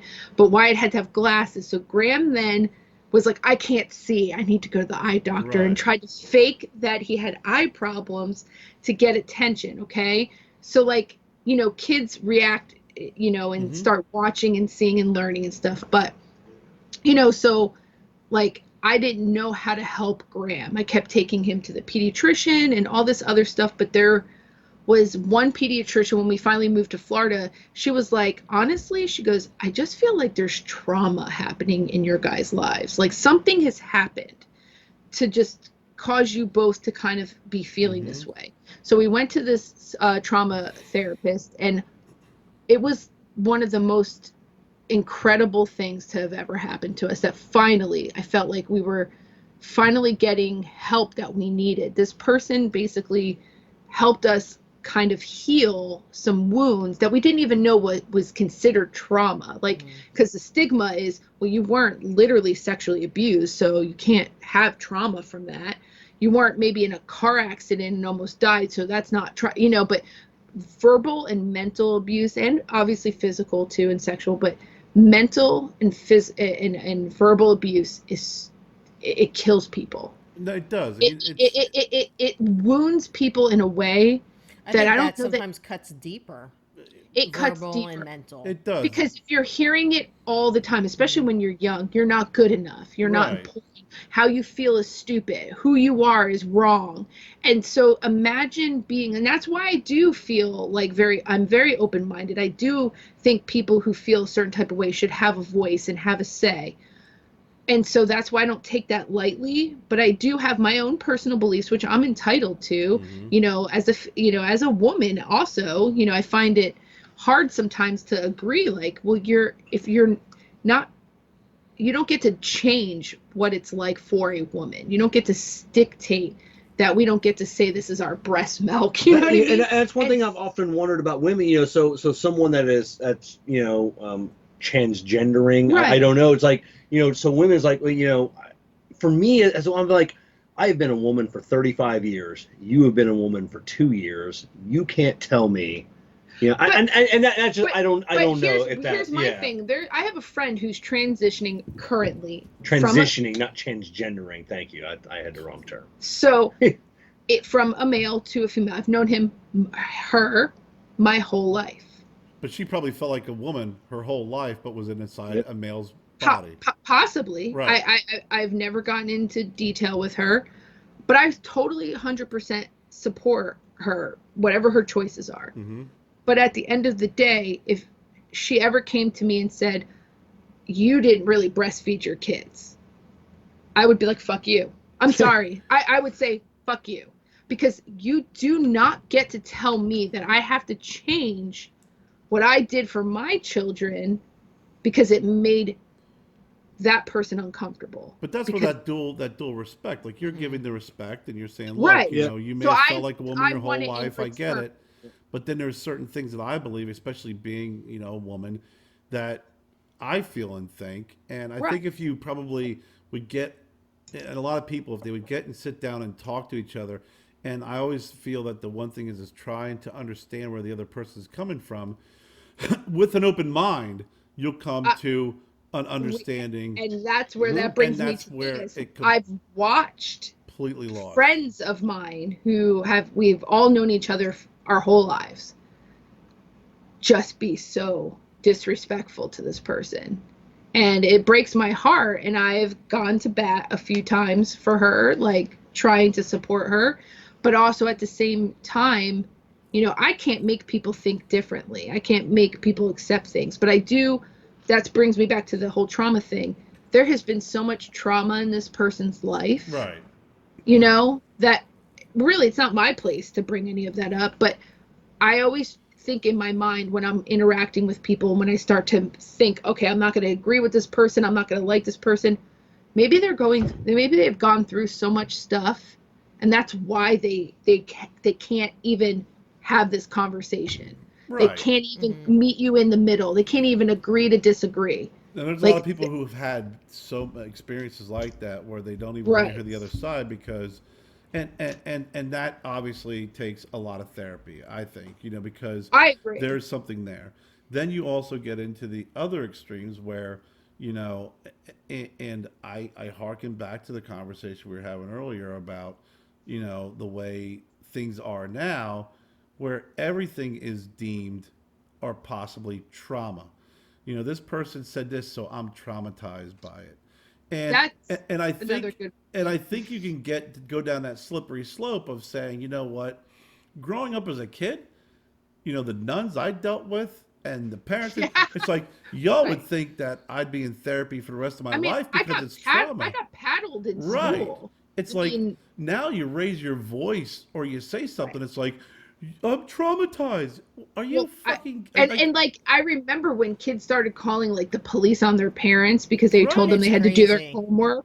So like Right. I understand this, but like for But it takes away for from even and parenting. that sucks because like what Graham and I ended up experiencing was the most life-saving thing for us. Right. And I hate that people abuse things. It really ruins great things for people to Exactly. grow and accomplish and be better human beings. And like we just got lucky that we had a person who cared enough to like help us with our journey, you know, because we were clueless. Like I didn't even know we were walking through this fog of like bullshit and Right. being the, you know, and then like it helped guide us to the right person who helped set us on a course. And the other thing I want to say about like like owning things, like we make mistakes, especially as parents, we make Of mistakes, and like course. once you acknowledge that we're human beings and it's okay to make mistakes, then it's so easy to be like, I can breathe now. Exactly. Own your Now where mistakes do we and move go? But forward. that is one thing that is I think people take advantage of and milk. I And the agree. reason why people refuse to own something because as soon as you own something, for first of all, a lot of You people need to take are a little accountability. weak to be able to take accountability and say, yes, I made a mistake. I did X, Y, Z. Because A, they don't want to admit it, and B, it arms someone else to be able to criticize you, right?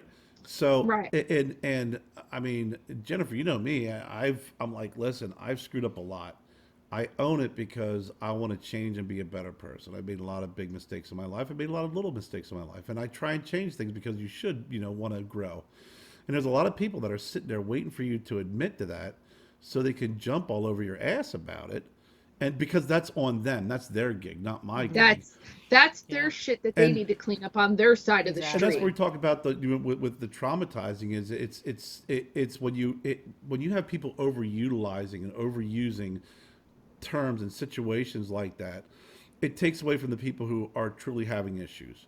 When you have folks that will use the system or use real life problems in order to elevate themselves, that's where it takes away from the people who really need the help. One of the things we talked about today was, no matter how hard you try, and the one thing I think people need to admit, and it's a harsh reality, is that you're not gonna get everybody on board. You're not gonna get rid of racism 100%, because you're always gonna have that human element. You're always gonna have ignorant people. You're never going to get rid of the prejudices, the bigots. You're not going to get rid of, but what the goal is to reduce it to the point where it's so insignificant. And you reduce it by education and by respect and so on and so forth. And by admitting that you're not going to get rid of it doesn't mean you're a bad person. It's just taking into consideration that there is a human element and that there are going to be some outliers. I don't care. Right, but at the end of the day, there's always going to be outliers, But if you're standing, say you're standing in a store, just hypothetically, because this has actually happened, kind of, and somebody, any store, it could be Walmart, it could be a Target, it could be Target. Don't use Walmart. Let's do Target. Walmart. But so then Walmart's you hear easy to make fun a customer verbally attacking the cashier, right? Saying, "Well, why are you so slow? Are you stupid? Are you using the R word?" Which that's when I step in. As soon as I hear the word retarded, I'm like, it's 2021, or 2020, whatever year we're in. We don't use that word anymore. I want somebody who has a mental retardation or, any kind of stuff to look at them and say, well, what's wrong with you? Are you retarded? I would love to hear them say that back to a regular average developing person. But anytime I hear somebody attacking another person, there's times where I'm like, yo, that's uncalled for, that's unnecessary. You don't need to speak to people to chill. Yo, man, chill, bro. I mean, seriously. But there's not enough people that do that. There's a lot of bystanders who will just stand there and watch and get their phone out to they'll record it and post it rather than actually say, hey, this is another human being. We all have our issues. We can all have a bad day. Something could set us off. We don't know. There could be mental health issues, but you don't get to stand by and watch somebody else get abused verbally, mentally, or physically when it's actually like a real thing. Telling someone to go fuck off, because you're pissed and walking out is a totally different scenario. Right. When you're standing there screaming in someone's face and spitting at them and badgering them and berating them, as a society, don't we owe it to each other as a community to support each other and protect each other? No one wants to step in now. I mean, I think you hit the nail on the head. Is everybody's so concerned with recording an event and actually they don't want to be a change maker. They don't. Yeah, they don't want to be an agent of change. What they want to do is they want to be someone who can record something and then post it and get and feed their own ego of saying, "Hey, look what I caught! Can you believe this?" No, why don't you just turn it off and say, give the person a break. Maybe it's their first day at the job. Mm-hmm. Maybe they're just maybe they're having a bad day. Right. I know for me, especially because I work for Goodwill, I have clients that work there, and some of my clients are hearing impaired or they're a little bit slower. So if a customer asks them a question and they don't always know how to answer, they usually say, hold on, I'll get a manager. Well, a couple times I have this one employee that always gets told, well, what's wrong with you? Are you just stupid? Can't you hear me? And then they come crying in the back room, and I have to go up there and say, excuse me, you don't have any right to talk to any of my employees that way. At the end of the day, if you had a question, you could have gone over to a cashier or another employee and asked them to help you, but you don't have to yell and scream and call my employees' names. And then if they start yelling at me, I say, you can leave my store. You are now banned from my store. And if you don't want to leave, I'll call the police. Right. And I have the right to do that because none of my employees should feel terrible or threatened or horrible because somebody, because somebody feels so bad about themselves. Yep. Well, that they want to reflect their negativity and their hatred for the world. If I feel bad, everybody should feel bad. But I've always raised my kids too. Don't be a bystander. Yep. Don't stand there and watch things unfold. You do something. You see something. Be active. Like, Stick up obviously, for I want people. you to be safe. Like, I don't want you to put yourself in Right. harm's way. Mhm. You can always call 911. You can always scream to another person, "Hey, I need help. We need assistance. We need to," you act on these things. You don't stand by and watch horrible things happen to Exactly. people. That was one of the greatest things when Amber was in high school and she Yeah. had gotten in trouble, had to go to the principal's office, and they called us and because she watched another kid getting bullied, and my daughter is super smart, and she destroyed that bully, just made fun of him until he was Well, it in doesn't have anything tears. to being smart. well, it just happens to be that she's a good person. yeah, My daughter is and the then- smartest yeah, child on and the then planet. and then she got in trouble, because it's just like that's a society. So this kid that was bullying Yeah. and teasing another person, he gets off scot free because he Right. got he was Because giving she out. mentally undressed him and broke Yeah. him down instead Yeah. of physically Mhm. doing it. 'Cause, Right. hey, I was bullied when I was in grade school. Yeah, I was too. And I hate bullies. I hate mental abuse. I hate physical abuse. I'm just not a fan of it. So when I got older and bigger, I was like, okay, well, I'm just not gonna, I don't tolerate that because Yeah, not going to take it it's, anymore. it's not cool. And I've always been the person to want to physically change things, and then all of a sudden I'm like, oh, Yeah. you can't do that anymore. So now I do like mentally breaking down things like your daughter did, and really just taking somebody and asking them questions and digging down, and them go, Yeah. you I don't like arguing with you because you like to dig, you like to keep digging, Peeling digging, back digging. the onion I'm like, layers. no, you don't like arguing with me because I dig to the truth, and then when we get to the truth and the facts, And it's doesn't- ugly, it and doesn't they look, don't it doesn't like look it. so good for you. And Yeah. I will, like Jennifer said, I peel back the onion based off of what we're talking about.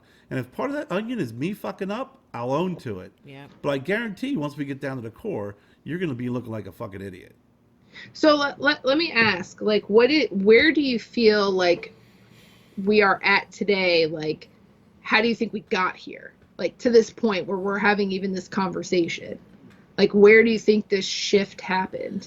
I blame our generation of parents Yeah. because we, even myself, I blame myself. I blame the hippies. No, you can't. Well, you can't keep blaming the hippies. Everyone always is like, oh, it's the baby, like, boomers. I definitely and think it's stuff, our and- generation. It's our generation. I Because think we're in the minority of how we raise Well, our children. we grew up, and what's funny is all the things that you see the posting on Facebook. If you grew up in the '80s and you freaking, drove your freaking big wheel over Drank, ramps, hose And drank out of the water. hose. Yeah. but yeah. you know what happened was we lived through that, and then now we're like, okay, great, I want something better for my kids, and we went to the direct opposite. But I Like bubble wrapping them when they go to the Bubble- playground.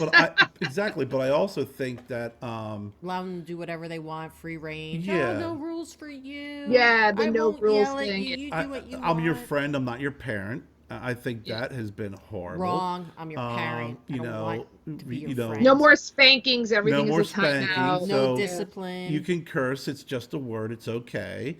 Free range parenting. If you want to do this, you can. If you feel this way, you can. If you don't, and it's I think a lot of structure has been removed. Didn't and you let kids your feel kids entitled. I stay think and do whatever they wanted? No, they still had. No, now you're gonna backtrack. They- He's like, I let them watch whatever they They, wanted. they still had rules.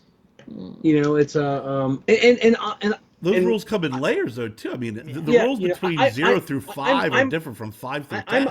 I'm really am a firm believer in that. So it's 2020. I really don't It's think 2021. 2021. I really don't think things are too much different than they were in the 50s. I really don't. I think what we see today is it's always my parents hated my music. It's always the whole that's a my universal grandfather hated the music my dad listened to. But we are I- definitely different than the 50s, just saying. We're But that's- Let's 60 years later, there's a little bit of a Say change. it again, woman. No, it's a you little know. bit. I know, barefoot and pregnant. But it's always that small part of I do like of their the world style from back that then. tries to that tries to make the larger part of the world conform. But you're trying to to not what answer they're- the question about how you No, with Amber and Kevin Jr. They had I like how rules. you were trying to Jess. backtrack there and Jess, I think- somehow throw us Raise off. your hand. I think what Kevin's trying to do is say, get his pipes and slippers, okay? Smoking jacket. Yeah, yeah. I think- I'm trying to say the man is talking now. So no, but seriously, like you have told me in the past Yeah. that you let your kids pretty much kind of watch whatever they wanted. And Yeah, they were feed able to them. watch whatever they wanted, but I was the same way. I was brought up. My parents didn't have restrictions on what we listened to, what we watched. My parents did. And so But there was still, we had to go to a neighbor's house to watch MTV. Damn it!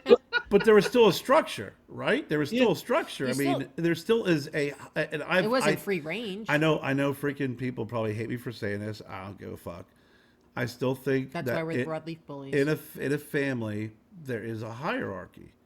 There just is.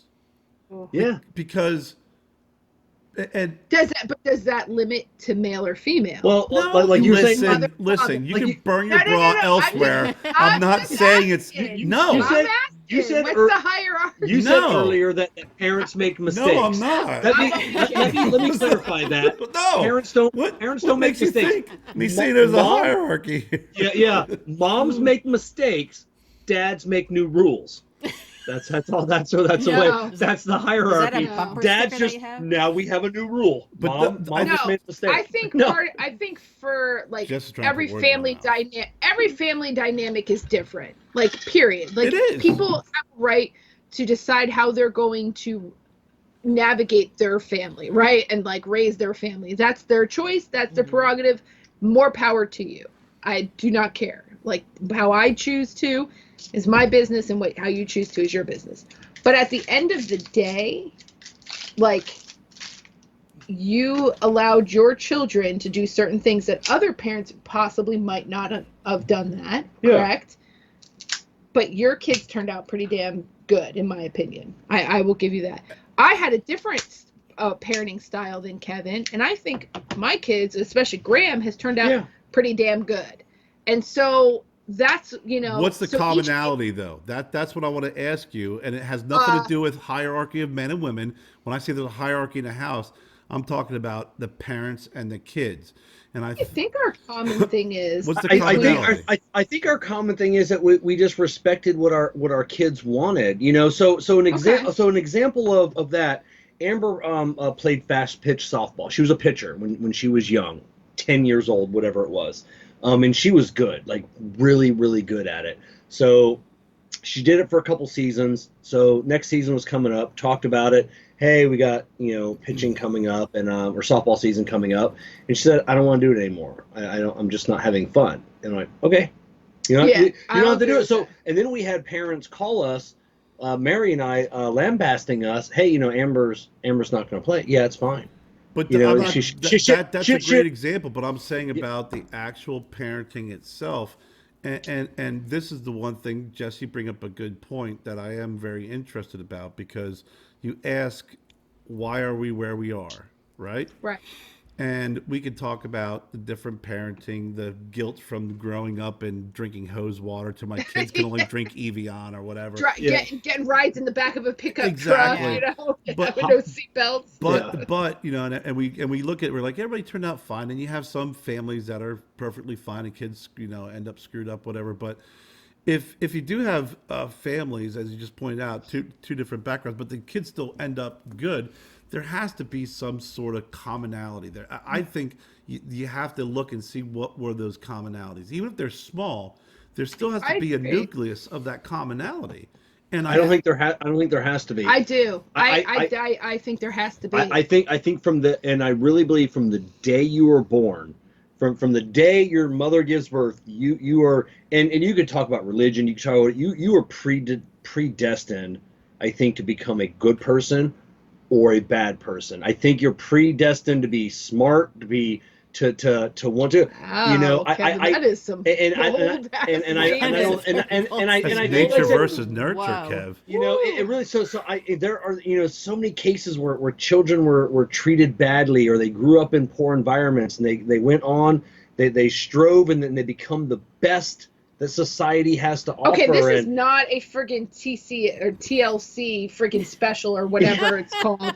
Lifetime special. That's bullshit. Because I will tell you facts that I have witnessed multiple times in my life around how I grew up and stuff.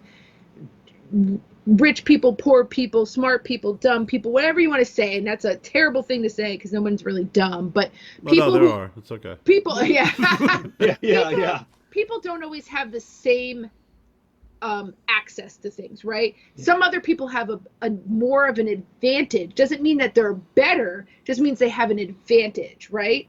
So, like, you could be a white male whose parents are.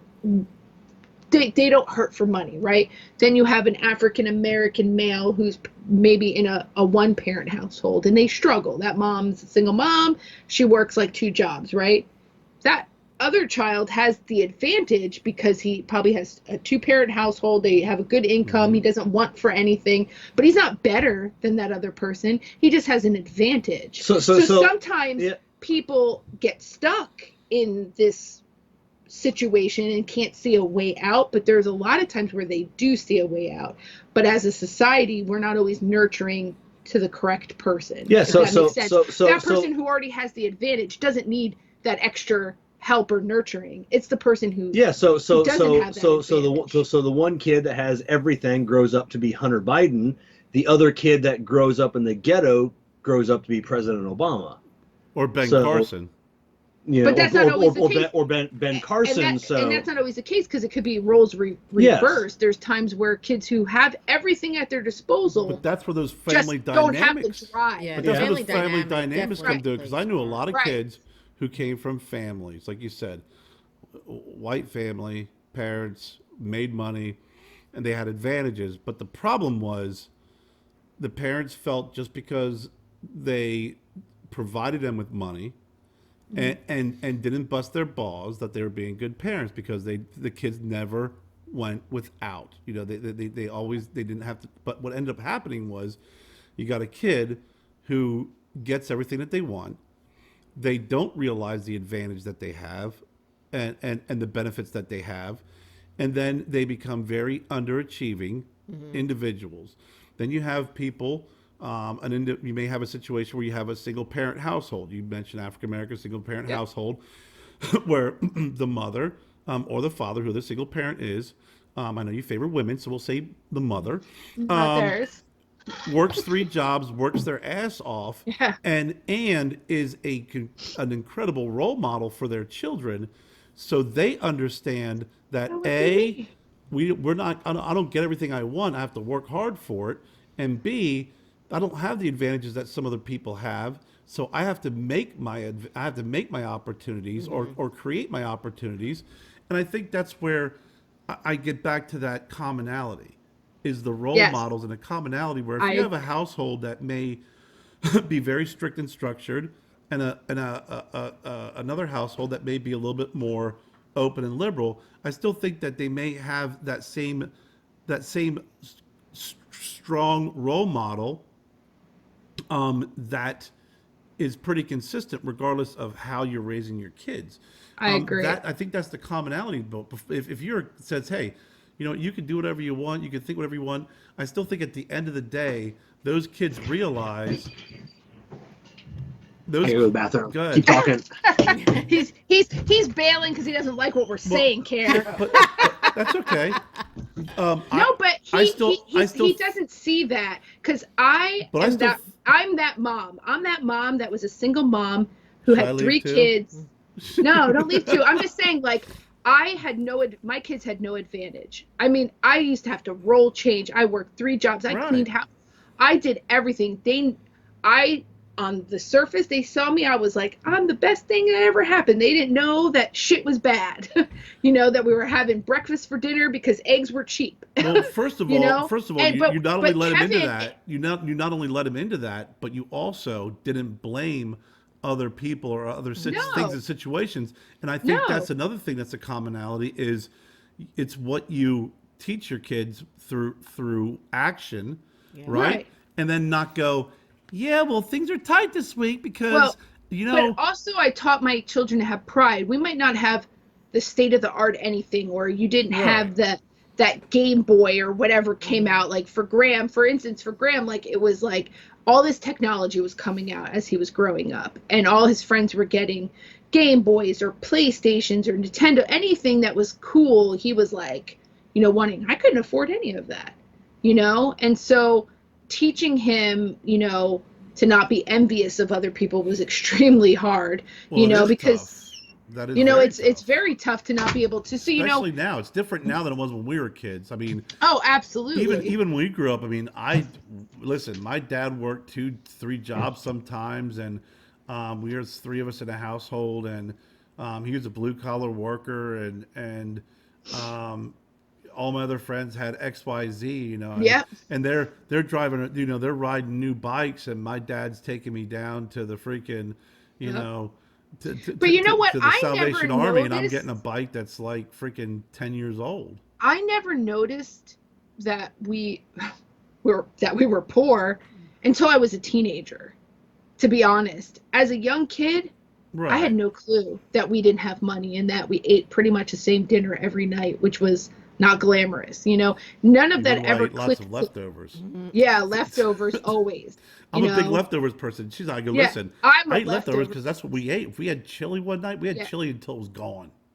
Right. Yeah. So, but like for me, I didn't like, there was no like, I kind of went to a friend's house and felt dirty. Like I actually felt Yeah. No, I know dirty what you going mean. to a friend's house and was like, oh, this is not how my family is. Like I felt like unclean, unworthy, unimportant in life. Like I didn't belong in that scenario Right. with this person. And that was sad. That was like a sad moment for me. I remember, like, it's still something that affects me to this day, like thinking, wow, like I didn't realize there was these lines in life. Being a small young kid and being naive is great. When you start to have to become an adult, it sucks. No, it does. And you start seeing these things, and I don't think I was prepared properly, for these things. Like my parents maybe could have done a little bit better of a job preparing me that, But if they didn't know, they didn't know. I mean, They didn't know, but that's the right. thing And- is, you live your life, you raise your Right. children, you understand the situation that you're in, and you're not preparing them to say, hey, guess what? All your other kids are going to have a freaking nice house, they're going to have color TVs, they're going to have all this shit. Yeah. And we don't. And, Right. you know, So I remember being like, well, that's it. I'm getting a job. Like if I wanted something, I had to work for it. So I remember, doing stuff for our family business, but then I went and got a job at a food store, and I saved for like jeans that I wanted, clothes that I wanted. That was nothing. My parents never bought those things. My sister and I had to work to keep up with the Joneses, like I if had an we older wanted brother, I got something, hand-me-downs. well, we got hand-me-downs I too, but just want to know what- how old Kerr is when he goes, well, some families are going to have color TV. Yeah, well, I've always had color TV. No. I don't From the know. 50s, Kevin. I didn't always have color Okay, TV. yeah. We did. Believe it or not, We only had one That's- TV in our house. I was growing I was up. talking to had Daryl one about that TV one time. I too. was like, you realize that we had a TV that my dad would buy somewhere from someone because yeah. he could replace the tubes in the back. And then when that shit to bed, we had a black and white we just put on top of it. Yep. Got the rabbit ears. I know, and they would be like, it would be Yeah. all like grainy I mean, black we and white. weren't rich by any means, but You were but we- richer than me and Kerr were. but we had a color TV in every room, So Well, then you definitely. Well, I'm yeah, older than were you, Kevin. richer than And us. you got to remember something too. When we had stereos and TVs, that was a piece of furniture. Yeah. Yes. oh yeah, That wasn't. Yes, that it was. was That was not in electronics. That was in. yeah. Freaking you and A your older brother, cabinet your dad's and- gonna carry this because it's effing heavy, Yeah. and It was a cabinet with a glass. big wooden cabinet. But Yeah. I do think that regardless of the household you're growing up in, there is going to be some commonality that if they ever did a clinical trial or ever did a study, they'll be able to find that there is some sort of structure, some hierarchy that occurs in a house, even when it is a little bit more strict versus not. Like I had one of my best friends, his household, mom and dad, great people, a little bit more lax, everything else, but they still had that structure. It was still like when dad said something, it got done. When mom said something, it got done. The structure was fear. It was it was. Fear is what See, Wait but till your see, dad gets but- home. Oh God, I'm dead. But see, that's where, like, for me, like, was not so much structure, it was more consistency. The things I said, the things I did. Well, that's Yes, what we do. we We're had consistent structure, in but structure. consistency Yeah. was more important because structure couldn't always happen because honestly, And the from kids in my know their life, expectations too. yeah, We but set those everything was expectations. chaotic. I couldn't really predict But one day to but the next. consistency is structure. It is I'm not disagreeing it with is a that. form of I don't, structure. It most but like definitely I is. Because always it's repetition. right, and I always made it a point to make sure my kids understood that they were loved no matter what. And I Right. think that for me growing up, not that I didn't know that I was loved, but I wasn't really told that I was Well, and loved. no matter what you go through it together. And you'll Right. get And so through it. It may like not be easy, my but you family still was get through very it. closed emotionally. Both my parents are very very strong, tough people. Like they just aren't open. They weren't huggers, they weren't kissers, they weren't like, let me tuck you in at bed at night. It was like, go to bed, and you went to bed. So, I always felt like it was important for me to raise my kids a little bit differently. There's never a day that goes by that I don't say I love you. My Like kids every would ask day. me that too because I grew Every up day. similar. My mom was very affectionate. My dad was kind of like, he came home, freaking, I was the remote control, turn a channel, get there, Yeah. go to your room. So now, like we'll be sitting downstairs watching TV. I'll go upstairs to maybe, get my pajamas or something. I'll pop in a bedroom. What's up? Hey, love you, kiss you. And I think it was Wyatt said, why do you come upstairs and check in on us? I'm like, I'm not checking in on you. I just, growing up, I just always want you to know that I love you. Just, just at some point We in do time. the things that we wanted. Yeah, I at some believe point in that. time, you're gonna, we do a lot of joking around with the kids and goofing around with the kids for years. Yeah. Yeah. My household, my dad, God love him, Big Tony, but he's not exactly a good sense of humor growing up. Okay, No, I feel it wasn't. So we goof around and play around with the kids. We try and create a little bit more of a lighthearted, goofy environment because I never got to see my parents argue a lot growing up. I never got to see goofiness in my household. I had my older brother and my sister for the goofiness, Yep. So we Yep, try me and too. create a little bit of goofy, a lot of love. We check in, how you doing? Because we care about you and we really want to see you excel. But more importantly, we never want you ever think, does dad love me? Is dad thinking about me? Right. Or that they couldn't come to you. Exactly. Like, And it's always keeping that's- that door open. And Right.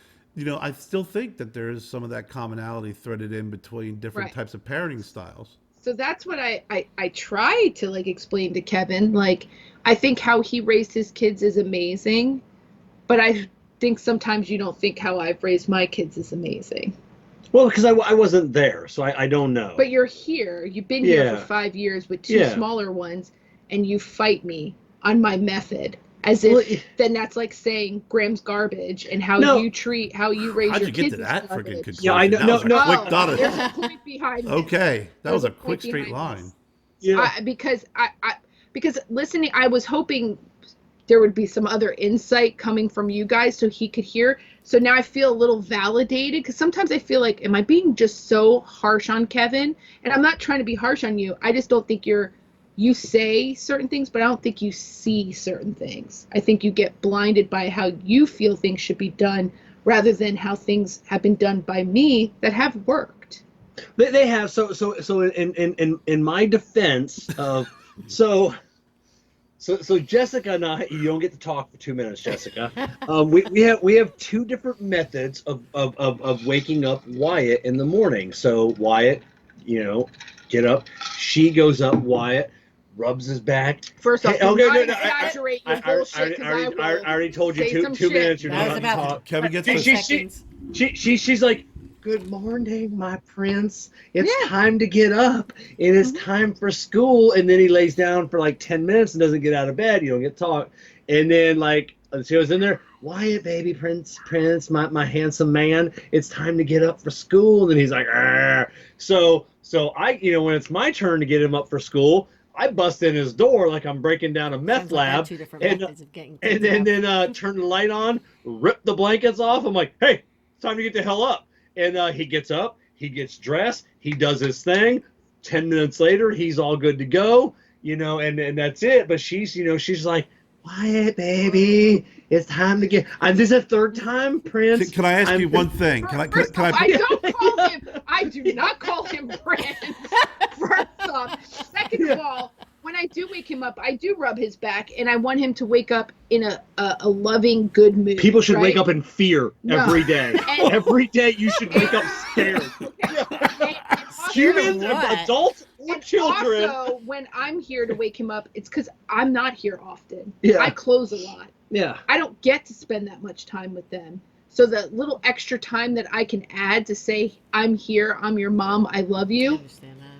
But Can I how ask you but then one I, question? But then I feel the frustration in the voice the third time. You're like, Wyatt, we really got to go. The bus is going to be because here in that's not 5 true. minutes. That doesn't happen as often as you're trying to make it I- seem. Like there's times where he doesn't want to get up, yes. Yeah. But I still am not going to yell at him. I'm Yeah. going to still coax him to get up. We still get to the bus stop because I'm the one who makes all the lunches I got and a shit. good You act clarifying like you question. do anything. Okay. First off, I have a little I don't know if note. I'm gonna get it in. Kevin, I'm not sure if you here's know why that. it's medication. Here's why it's lunch. You can Here's raise his your hand and mask. try. Here's his book. Here's his book bag.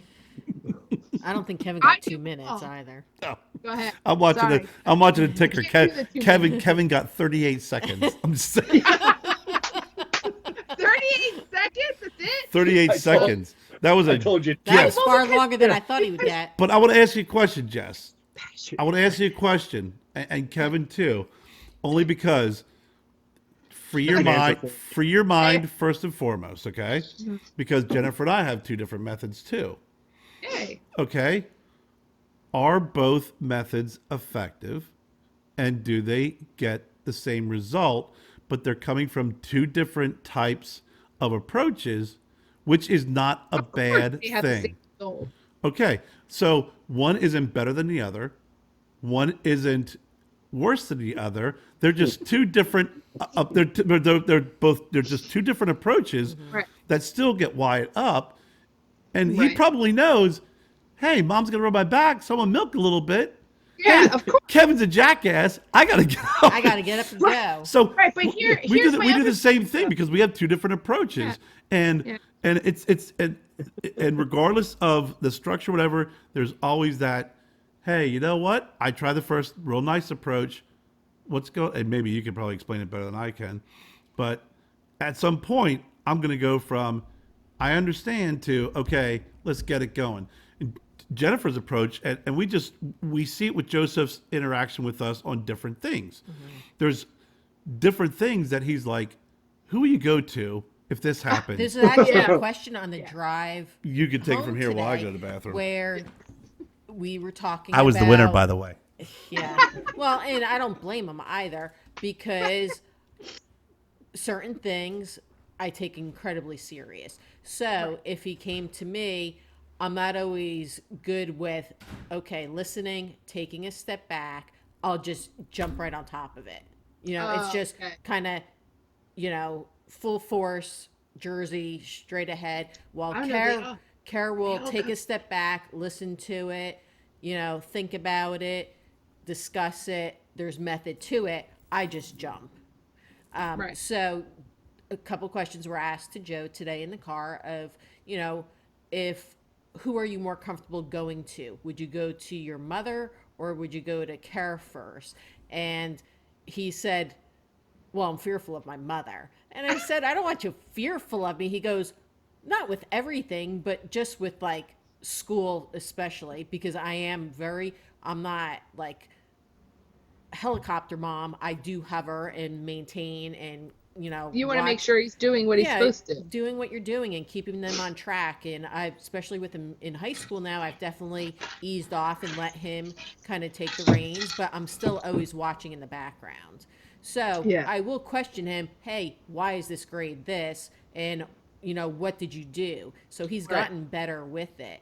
Where before what I used to do is be like, just, blah, blah, blah, blah, why did you get this? And, he's just a You just scared jump little- on him. Yeah. You while jump on him. Kerr is way better with it. he's definitely afraid of my reaction with it. But I also think it has to do with we've been through a lot together.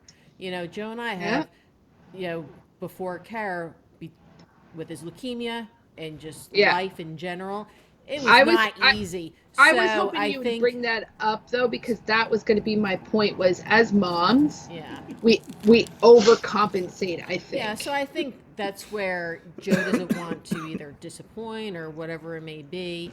He knows my reaction is very quick, which I've gotten better and I've worked on. So he does have a much better comfort level with going to Kerr and knows his mannerisms. And now that he's a 15-year-old young man, he's able to talk about more things. And I encourage him to go to Kerr as well. But I definitely. But there's a time when you obviously, and I knew it was pretty passionate because when I left, you were speaking at a certain level, and then when I was inside, I could hear you in there. And then when I came out, I was like, "Wow, this is real." But I mean, there's just certain things that he goes to you with and me with because you get different, obviously, results. And I think you're very good, even when it comes with like Emma and Wyatt, you know, handling them versus because sometimes when it's like when it's your biological child, you've been with them longer, and you have a little bit more of their response to you is a little bit different than someone else. I think Joe's response to me is different versus Emma and Wyatt's with responding to you, and it gets pretty interesting. It does. Yeah, but I definitely think just with just raising children prior to Kevin, it's just it was you and the kids, and there's just an intensity level that sometimes is a little hard to ease up. Well, you were pretty tough. You were pretty tough to break out. Not to interrupt you, Jess. I'm sorry. No, it's okay. No, you're fine. Because I did go to the bathroom for more than 38 seconds. It did take a little bit of time for Jennifer to kind of break out of that whole, Joe protective thing and having me. Oh, I'll never break out of that with Wyatt. It's never going to happen. I tell that to everyone. I don't care what anyone says to me.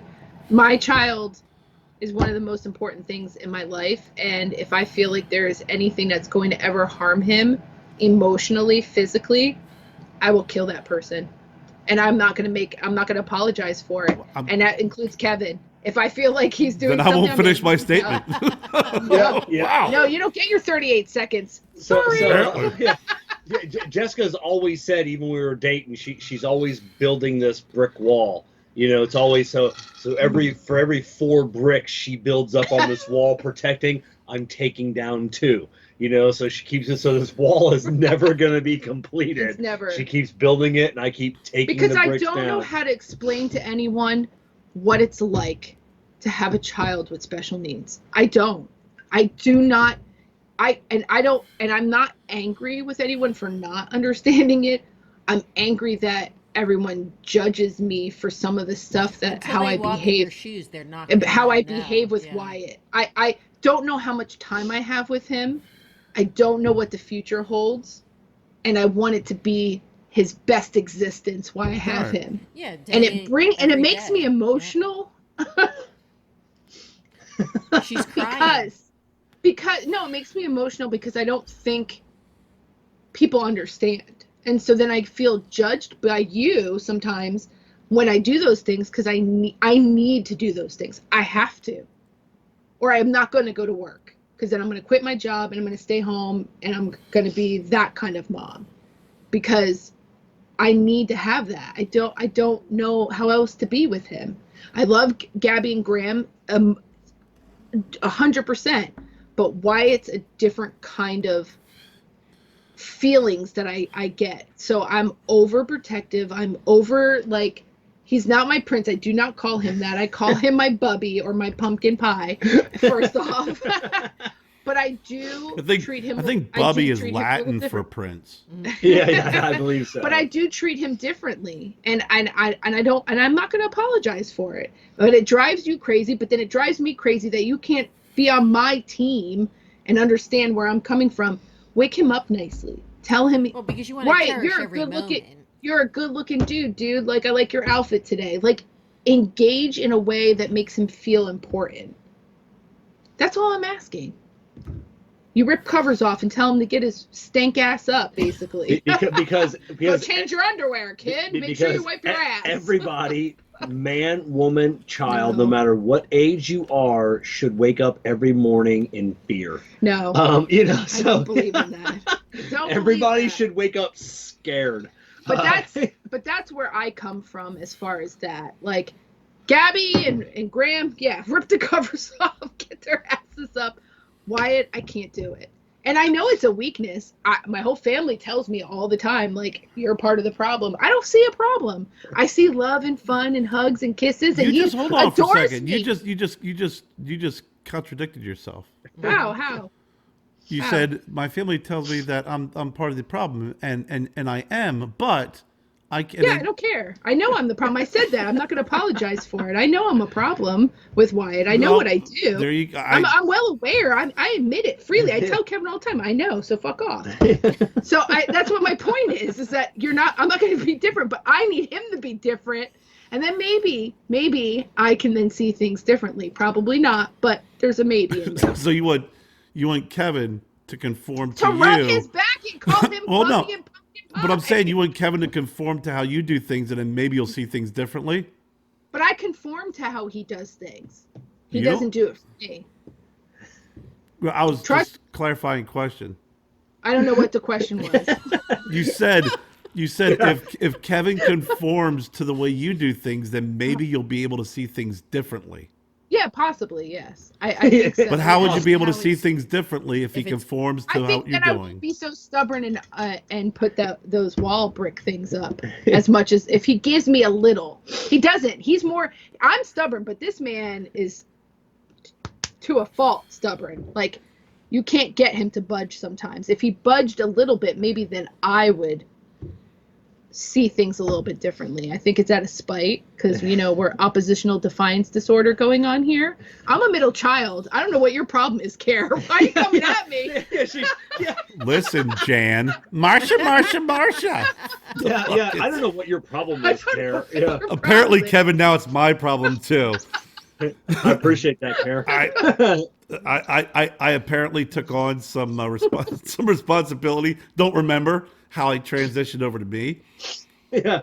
I asked a question. Jen, I apologize. do you understand where I'm coming from? I do but I completely understand Kevin's point of view. And bottom line is the result. Now you're still, fucked. I know I am because I do feel bad for Kevin because I feel bad for you. Woo! Right? I understand the whole mama bear and protecting, and Yeah. you just don't know what tomorrow brings, and you want every moment. And it is different because, thank God, Joe, I'm able to let go a little bit more. And normally just every little thing is like, oh my God, look at, when he started skateboarding and within like a minute he came up and there's blood dripping from his leg and I was all like freaked out. But, I took a breath and it's okay. But you don't know. You took a breath? You were like, oh my God. I go, he's a boy. He's okay. I know. I had my it's gonna first be aid okay. kit ready for him and I fixed him up and he went out and everything was fine. But it's that not wanting to lose any moments. But I understand Kevin's point of how to wake up. It's effective. And, Wyatt relates that to Kevin. You're in trouble. Yeah. I know I'm in trouble. No, I can hear it it's from other okay. people. I just can't hear it from him. Well, hold on for a second. She said the same thing I said. You yelled at me.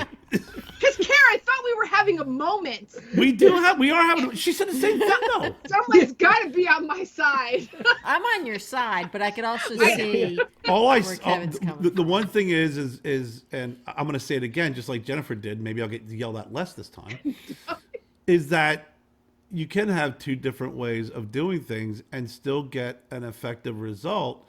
And what ends up happening is that the love and trust of the child is still going to be there with both, but it's going to be different with comfort levels in certain areas. And I don't think that's a bad thing, because there are going to be some things that Joe's going to talk to his mom about that he doesn't talk to me about. Because she'll sit there and go, Joe told me blah, blah, blah. I'm like, oh, funny, he didn't talk to me about it. But when Joe's got questions about other things, he comes to me and talks to me about it. And then I tell Jennifer, and she's like, why wouldn't he talk to me about that? I'm like, because I got a penis. That's why. You don't. I guess for me, it's more like Kevin is very I mean, you're kind of cold. He is. He's cold towards the kids. He's not loving. He's not endeared. Like, he's not affectionate. And it's always you know this. This isn't like, no, sorry. Like, I'm not trying to, like, I'm not fighting. Like, it's not a bad, I accept it. I guess I feel like I overcompensate. Like, and then sometimes I feel like I have to do more. But is there love he's there? Not. I don't know. Is there love there? Yes. Do you love my kids, or do you literally want him to be fearful of you and call you a turd? Because that's what he calls you behind your back and to your face. Wyatt calls him a turd.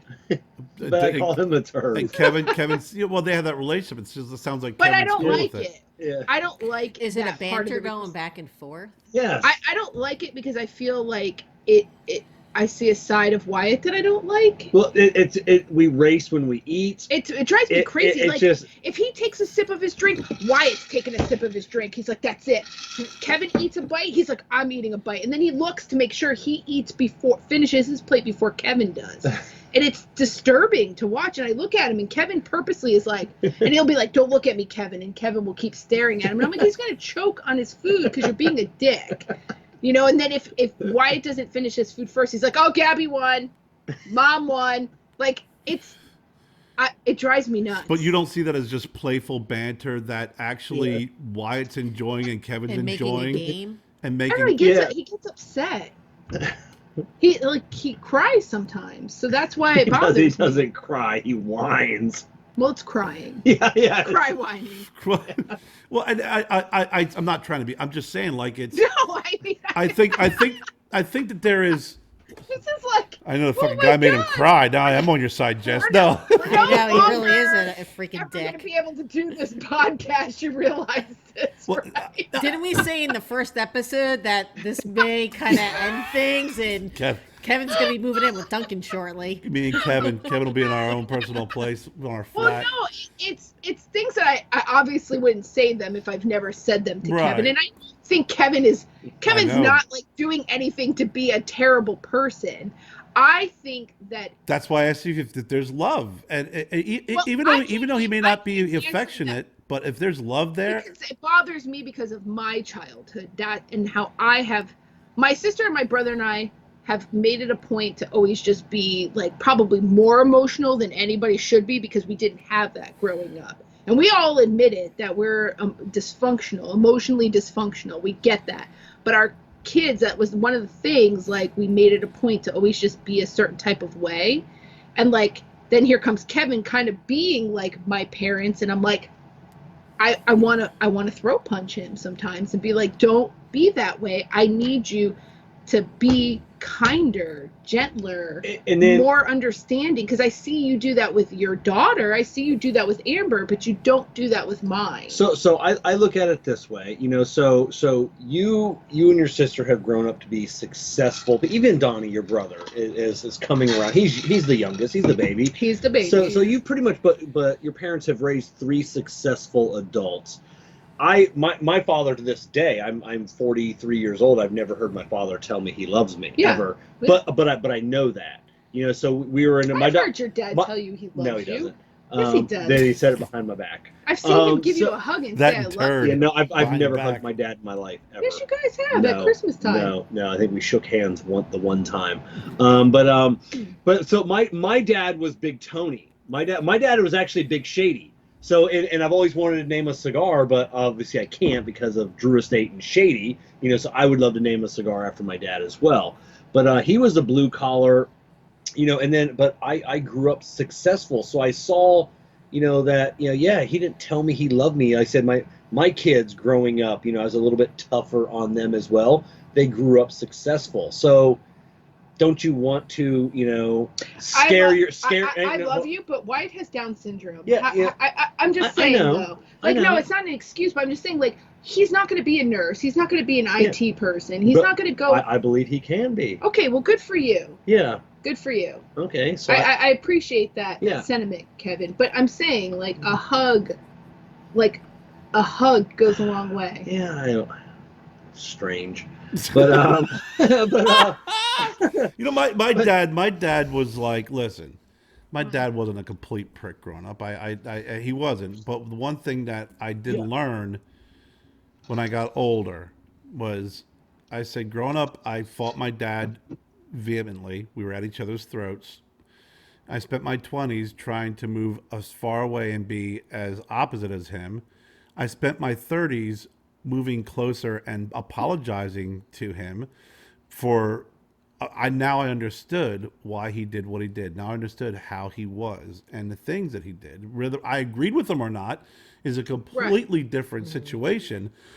I appreciated what he did and I understood why. I remember calling him. I was driving home. I was like, "Hey, Dad, remember that time I got in that bar fight when I was 25 and you told me it was my fault because I was in a bar after 2 o'clock?"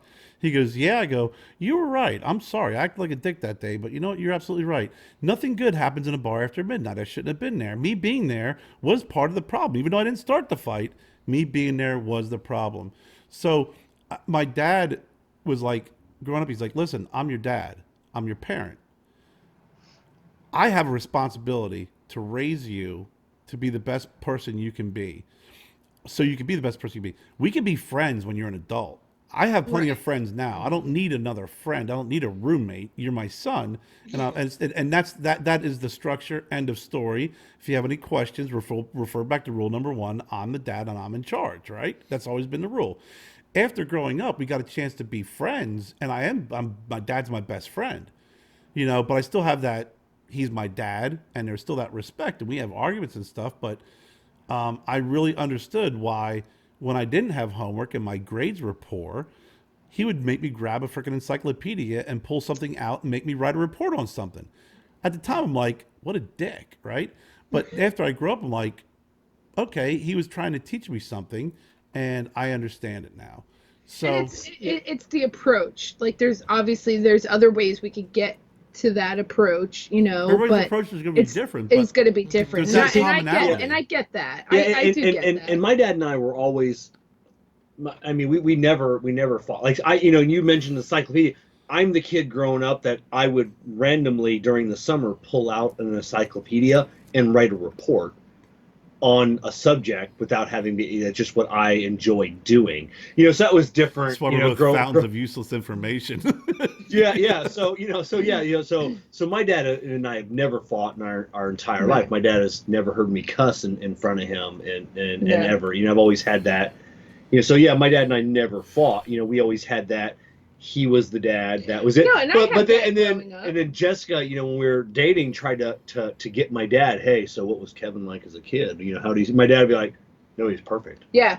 He did nothing wrong. Yeah, my dad doesn't give Jennifer that story. It's boring. Yeah. Well, my parents don't give Kevin that story either. I was a pain in the ass, Remember that time? Yeah, remember that time? Yeah, it was always the nun's fault, right, Kerry? Yeah. My dad, always took the nuns. I mean, listen, if I got in trouble at school, it was always like that. But the one thing that was always that commonality was that there was love, and everybody has their own way of showing it. But then it's always to improve that person, always to improve it and build on them, regardless of who they are or the challenges that they may have. I think for me, it was communication was key. Like we didn't have that growing up. Like, yes, I obviously knew my parents cared for me, loved me, took care of me, but there was no communication. But I think it was our generation too. That it is, and that's why back as in an that adult, generation, you just didn't have it. Parents did parents' thing, kids did their thing, and you knew when to be home and get my mom was a sibling of 9, third child, first girl, and the boys were princes. They were kings. My mom had to serve her dad and her brothers. That's my dad was the opposite. He was the third child of 9, and he was the first boy. Boy, right. That's crazy. So that is weird. It is weird. Yeah. See, Kerr and I, we're connected. For a minute until you say something I don't like, Kerr, and I'll cut you off at the 38 mark. But I've accepted that. But I know now as I'm older, I understand some of my mom's issues that she had when she had me and my sister and my brother. Doesn't make you feel good, but I can respect and understand and heal from that now. But when we were kids, you feel rejected or you feel unloved because she was cold and she was very robotic, and this is how we are and this is what you will do. And my dad was kind of like that, but my dad was also the kind, if one of us got in trouble, he'd give you some ice cream. You know, he'd feel a little guilty and be like, here's a scoop of ice cream in your mouth. Now go back to bed so your mom doesn't see you, you know. But like my dad was also the type like, you know, if you ever are drinking and you I don't want you driving, but you could call me. Call me anytime. I'll Right. come get you. I'd call him, he'd come pick me up, but then he'd wake me up at 5 o'clock in the morning and take me out in the field and make me work. Right. You know, to teach me a lesson like, yeah, you drank, you had a party, but you're still fucking gonna do this. Like you're gonna learn a lesson. So like I get that, like all these things now as an adult, but obviously as a kid you think certain things. But like But as an adult, though, when you look back on it, right, and now you know, as an adult, now you can see things through a different lens, as a, Right. as a parent and an adult, and you can look back on that and say, okay, I agree with this, I don't agree with this, I didn't like this was cold. That allows you, as a highly functioning adult, to make changes and to even fix some of the things that maybe you've seen in your own. Like I had issues, and this is my own thing, and I was like, you know what, I didn't like this. I was like, you know what, I'm an adult now. Just because that may, you know, I didn't get enough hugs when I was a kid or whatever the case may be growing up, Yeah. I know differently now. So you know, when I was a child, I spoke like a child and I thought like a child. Now that I'm an adult, I got to do away with those childish thoughts and approaches and handle Right. things accordingly and go, okay, I didn't agree with that, Dad. I understood why you did it. I thought Right. it was kind of stupid, Right. but I understand why you did it. You know, Right. why you in God's name would take the nun's side when they would beat me, and then punish me on top of it when I got home. I thought was stupid. But you know what? You want to brown nose the nuns because you think you'll get to heaven faster? Good for you. But No, I know what you mean though. I agree. And like I think that's why I say these things to Kevin, but then I also do realize like I know he's not like I know it's not that he doesn't love the kids or he's trying to harm them. I logically understand that, but emotionally sometimes I feel a certain type of way. So your emotions and your logic are, you know, obviously playing war sometimes. So I have to, you know, we'll get sometimes into not arguments, but like I know I can be a lot. I'm not going to sit there and try to say you're the a lot person. It's me. I know I come at you. it's not you, it's But me. it's me. But I feel strongly in that. Like it's something that I, as a single mom, like I had complete control over how my kids felt and what they received. Then you add you into the element and you not doing the things that I want my kids to feel and Sometimes receive. it's hard to let go. It took me a long time to it get that is. wall to come It's down. a different approach, but the results are always the same because it's a different type. And sometimes, like I know Jennifer, when I interact with Joe, sometimes I'm sure early on it was just like, that's not the way I did things. I'm like, I Yeah. understand it. I do it differently, but trust me, it's not like I want to see him get hurt or do harm. Right. He also needs to understand that he's a boy and he needs to do these things. Right. And I'm going to make sure But he's they- fine and cool. But they won't go to Kevin. They wait till I get home. They wait. To tattle on me. They do. They They tattle wait. on They me. wait. Like it could be 8:30, 9 o'clock at night, and they'll be like, "Oh, thank God, Mom's home. Finally, now we can ask for like something or do something." I'm like, "Fucking Kevin, why are they waiting until I get home? Like this should have been handled." That's when I start getting frustrated. They're too. asking for a third snack. is No, what it's they're not a asking third for. snack. yeah, It's that's, not a third snack. That's what It's they're not they're that. asking for. It's literally like they're sitting in their doorstep, Yeah. like, "Oh my God, Yeah. finally, Mom's home." Kevin, Somebody. Kevin made me turn the iPad off. You know. No, because what Kevin does is, "Hey, I'm going to my office. I'm doing a video. You know, don't get the dog crazy. Don't go outside. Like, you know." Don't burn the house down. So then I come in So- and he's in his office, and then they're like, "Oh my God, some interaction." No. That's usually how it is. So I think on that note, He doesn't like to be exposed. No, but you Yeah. know what I mean? It's like I want them to be able to come to you as well and feel yeah, like, if they fell down and hurt themselves, they know they can come to me. do they? They should. So when I find blood splattered all over the floor, Yeah. okay. You'll know We'll see. you know they tried They'll be walk- bandaged Me up. too. They'll be bandaged up by Kevin. That's it. They tried walking it off. No, he'd and that throw a didn't work. Band-Aid at I them always, and I always said, you know figure it what? out. If you take out all those crazy dynamics, right? I just not like with us, with you, with anybody else. When the chips are down, what would happen? And if it's like, hey, if the chips were down, Kevin's there, Kerr is there, Jess is there, Jen is there, that is really, I think, is that most important part of the piece that a lot of people miss. Is that we all have crazy dynamics. We all have things that piss each other off or irritate each other and stuff. But at the end of the day, is the person you're with, can you, like Jennifer said, can you trust him? Can you rely on him? Oh, and when if the chips are down, that is stronger than what a lot of parents and a lot of kids don't have. They don't have that. I agree with that. I do. And at the end of the day, and at the end of the day, Jess, the kids know it.